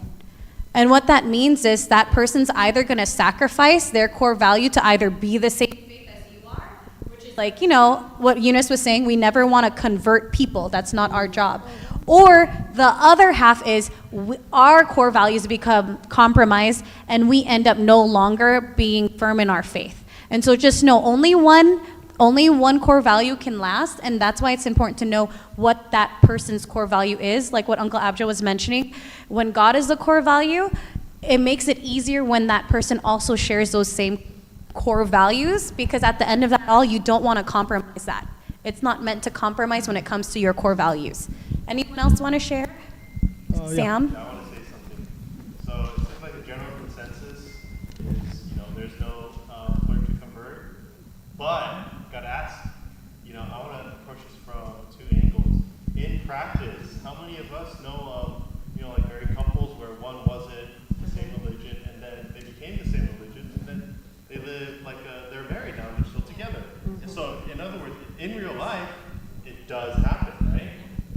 But is that the question is that the exception or the rule? Is that the exception or the rule? In my opinion, it's the exception where it works out in the end. Because I believe now this is the theory, the guiding principle, and like guiding principle, that kind of sounds like, I don't want to be too like mansplain this, but like a good guiding principle would be based on potential, right? If you're going to date someone, say, oh, maybe they'll join my church, or maybe I can shape this person. That's a poor guiding principle. That's not how you want to approach it. You're never going to like date someone, marry someone for who they could become, who you could turn that person into. You have to accept them for who they are. So in that sense, principle-wise, I would have to advise against flirting to converting. But does it happen? yes, it does happen. There are cases where it does work out in the end, but I also know a lot of cases where religion is something they can never agree on, and it becomes a thorn in the marriage moving forward. Like let me just add real quick. Okay, I was like, I was. I'll just say this real quick. Yeah. And we know some friends of ours that got married recently, where one of them grew up at Adventist church, and the other one is Muslim. But the one that grew up in even though they have different faith, they have similar values. Mm-hmm. Now, I think what makes it, you have to be kind of assess your situation is where does spirituality or religion play in your value system? If it's not top 3, top 4 and 5, which for them, which we know these people, it worked out. Like they may consider themselves spiritual, but they were okay getting married, and it worked out, and they're totally fine. But if it's someone for you it's top 3, then you may need to really consider, like, is this going to be worth taking a chance? And the people that do convert from one religion, I'm pretty sure there was a hard road, a lot of conflicts to get to that point. So you want to kind of put yourself in the best position possible. I'm not saying it can't work out. There are definitely exceptions, but I think you gotta assess yourself, like, where is spirituality in your level of value system? Is it top 3, or is it more lower in the totem pole? I think some people wanted to ask. Yeah, I love everything y'all said. I think it's great. Also wanted to add, because it's also my experience and I'm very sensitive to this question. Like Eunice said, we're not the Holy Spirit, we're not God, so we can't convert. And at the same time, we have to be careful because there is such thing as spiritual abuse. And when one person may feel or think that they're more spiritually mature than the other person, they may consciously or unconsciously spiritually abuse the other person because, oh, you're not spiritual enough, or it becomes legalistic. Oh, it's Sabbath is at 5 o'clock, so you can't wash a dish, or oh my goodness, you're drinking coffee.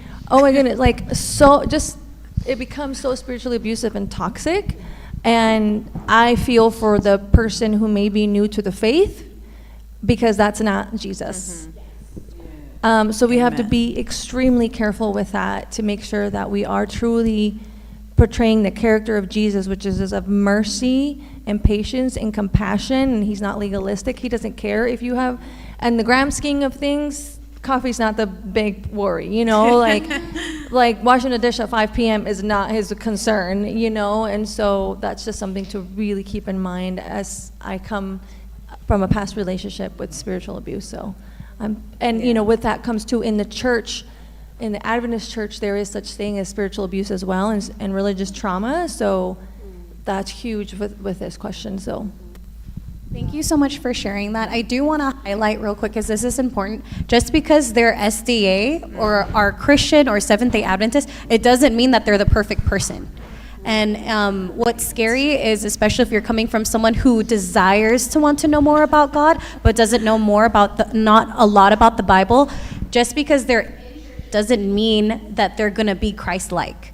And so I love what you're sharing, because spiritual abuse is such a red flag. It's a big thing that people need to be aware of. It's important to be able to know, like, if this person never had ability to talk, how do they live their life? Does it reflect that type of grace that Jesus has, or does their life look opposite? Is it just words, or do they actually live that Christian experience in their actions? And so I love that you shared that, because that's so important. I know CJ wanted to share something, so CJ, go ahead. Yeah, so my dad grew up Catholic, but my mom grew up Adventist. So growing up, I actually went to church twice on the weekend. But there was a point where my mom told my dad, we got to stop taking the kids to both churches. And my dad grew up military, so he was like, all right, whatever you choose, we'll do it. But there were definitely challenges growing up as a son, and seeing my parents argue because of the differences of their spirituality.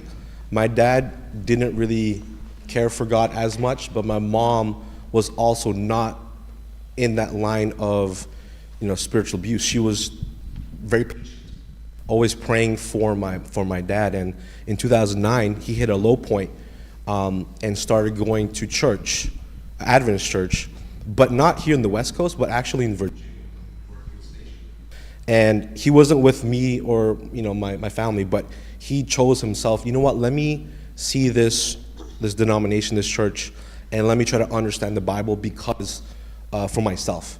And through that, it was such a blessing, growing up as a teenager, seeing that switch from him. But I still remember many memories growing up as a kid, the arguments, the struggles, the disagreements, but they eventually still worked it out. My dad still wanted to work it out despite the differences. Same thing for my mom. And I think it all comes down also to the individual. And I question myself even now to this day, and I've yet to talk to my dad about this, or my mom about this, but a question I want to ask her is, how long were you willing to take? Because I do remember one point where she took my younger sister and walked out, and I was like, ooh, this is different. This is not normal. So eventually it worked out, in that sense, but a key thing is, to both individuals, are you willing to go through those troubled times when they occur? Thank you for sharing. I feel like it's important not to sugarcoat. I think there's this principle that they share. I know, Ellen White has this book called Letters to Young Lovers, and it talks about castle building. And I think a lot of the times we castle build the type of relationship that we want, and then we use that castle building and we throw it on other people, expecting them to meet that same expectation, versus getting to know that person for who they are. You never want to put your expectations on someone else. You want to know the reality of who that person is, because in reality, that's the whole point of dating. It's getting to know someone. We are at, it's 3:51 right now. I did say that we are going to end at 4. I wanted to ask the panelists and also the audience, do you want one more question to ask?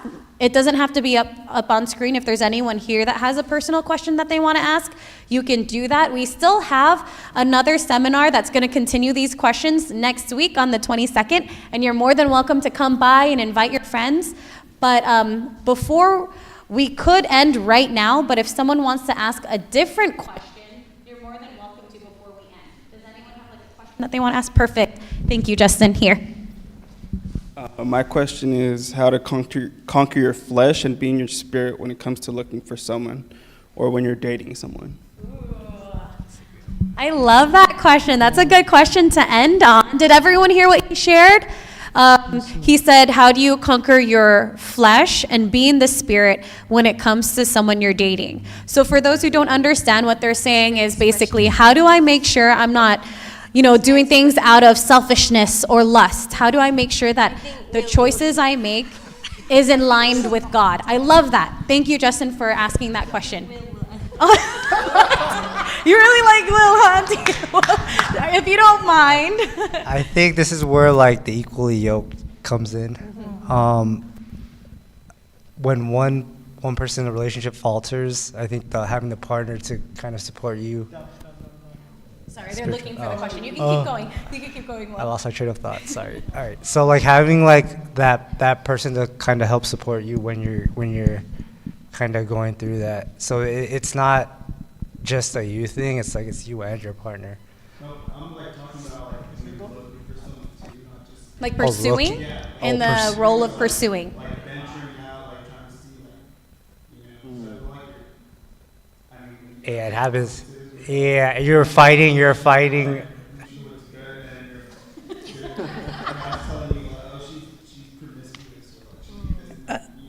I think that's where you kind of have to know your boundaries. And at the same time, you have to sometimes protect yourself from situations where you're more susceptible of caving in. You're not going to take an alcoholic to a bar. You know what I mean? Just don't do that. If you're trying not to spend money on clothes, do not go to the mall. It's stuff like that. There's times like that. I'm if I'm trying to lose weight, I'm not about to walk into a bakery. It's one of those things where you literally, it's in the story of Joseph. I think a part of the reason he ran was because if he didn't run, he probably would have caved maybe a little bit. Sometimes you have to just literally exit situations or do not put yourselves in certain situations because, we're human.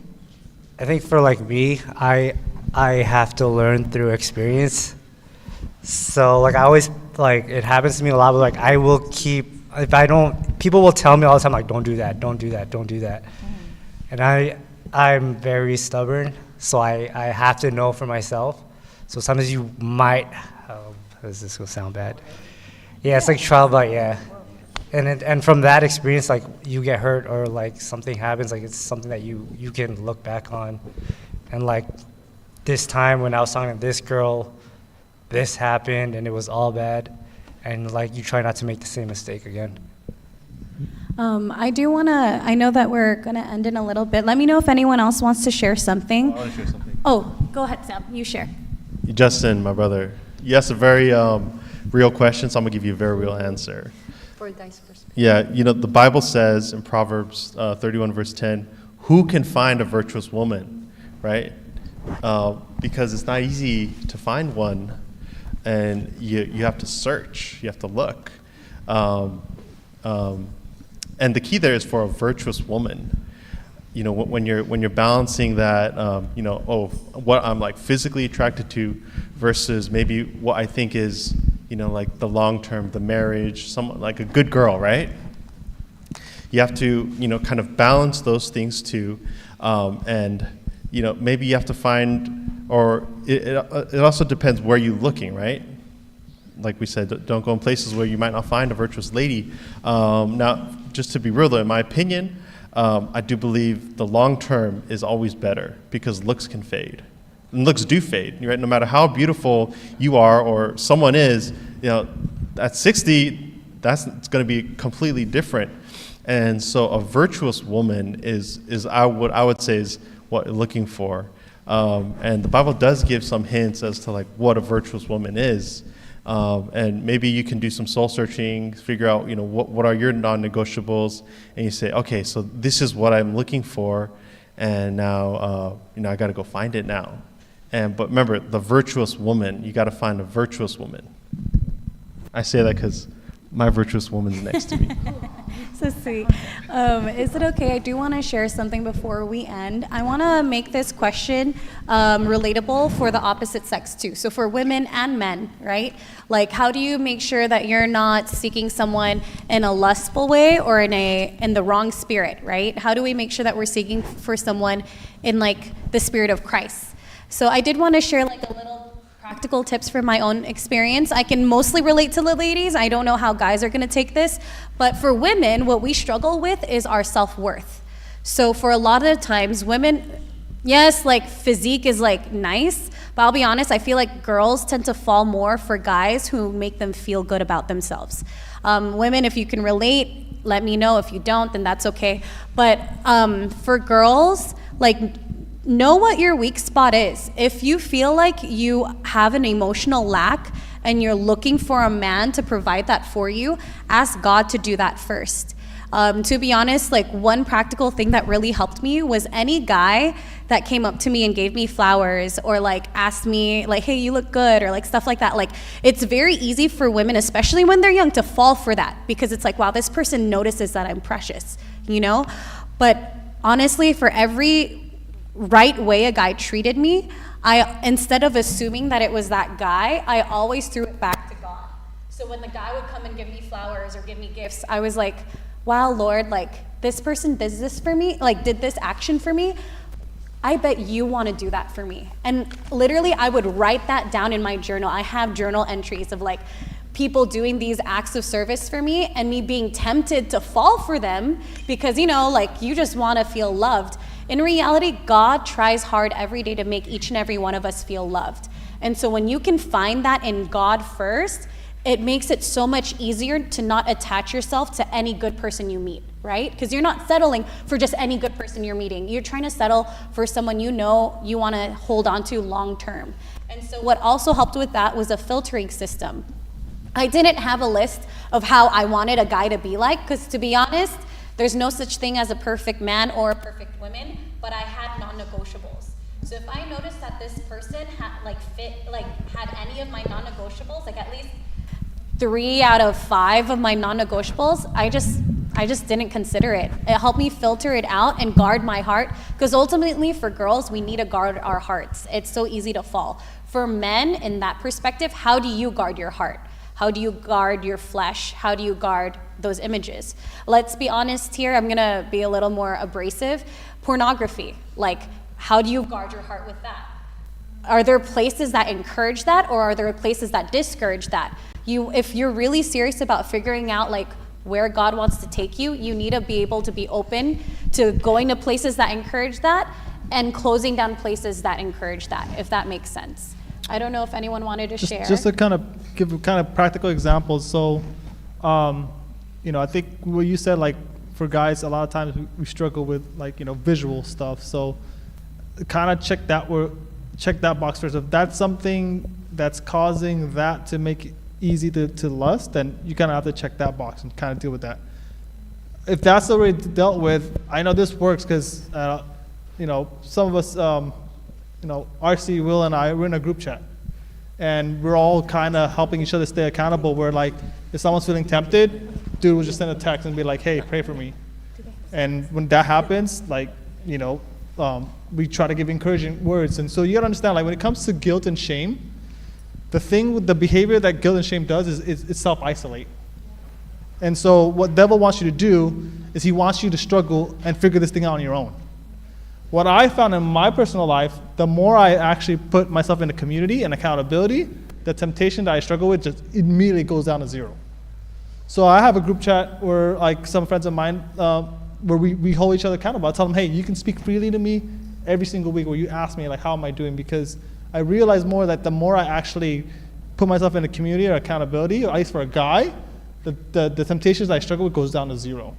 Now it might be different for everyone else, but at least from a guy's perspective, I feel like community is a lot easier to deal with some of these things with the flesh. Do you want to close it out? Yeah, thank you so much for sharing, JR. As we're closing, the whole point of this isn't to have perfect people sit up here and give you the perfect advice. The whole point of the Q&A is to have real people come up here to share their journey and their experiences. The Bible says that in a multitude of counsel, they want us to experience a multitude of counsel.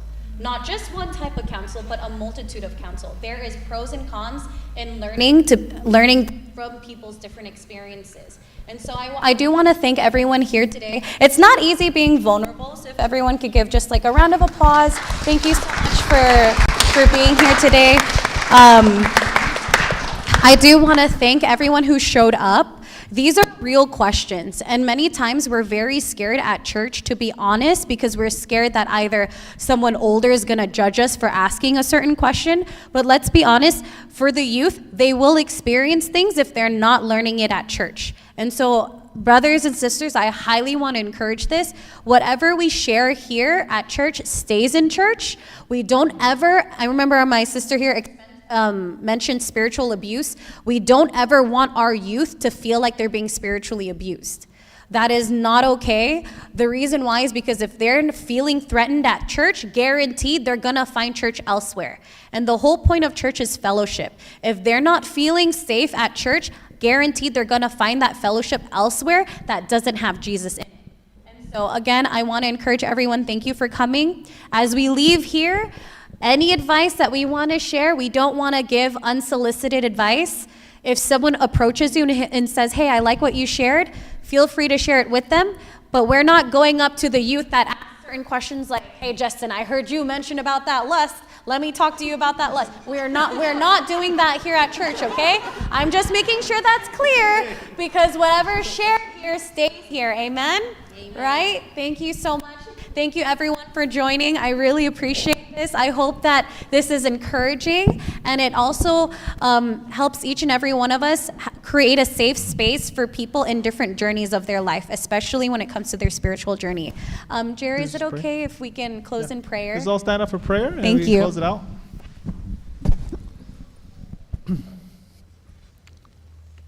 Dear Heavenly Father, we just want to thank you for this time that we all can just simply be able to be honest and vulnerable with each other and be able to just share all of our experiences, Lord. And church is not something to be done on alone. You encourage us to do fellowship and to be in a community, Lord. And we're just so thankful that we all can kind of learn from one another. And we know that everybody has different desires, that you've put desires of them to want to find a partner, Lord. And all of us are on a different journey. And we just ask that you continue to work on us, help us to become the right partner, help us to be able to continue to put trust and surrender all of our ideas, our plans, our future to you, knowing that you're in control and that we don't need to be anxious to find someone. That, Lord, if we just simply surrender, it will come in due time. And so we're just so thankful that we all can be able to have this fellowship with each other. Just be with us as we all go from our separate ways. This asked in Jesus' name. Amen. Quick, before everyone leaves, we want to invite you to our fellowship hall. So there's a bunch of cake there and also some like refreshments. We want to encourage everyone to join us. You're free and more than welcome to get some snacks or eat anything next door. Thank you so much for coming. Can we just get a round of applause to our AV guys? Yes. Tim, Matthew, Timothy, Brian. Matthew. Thank you so much. Yes, you guys are all welcome to fellowship at the fellowship hall. We have some light refreshers there. And then if anyone wants to hang out tonight, we are giving an open invitation to hang out later tonight. And we can give more information while we're eating all together in the fellowship hall. Thank you.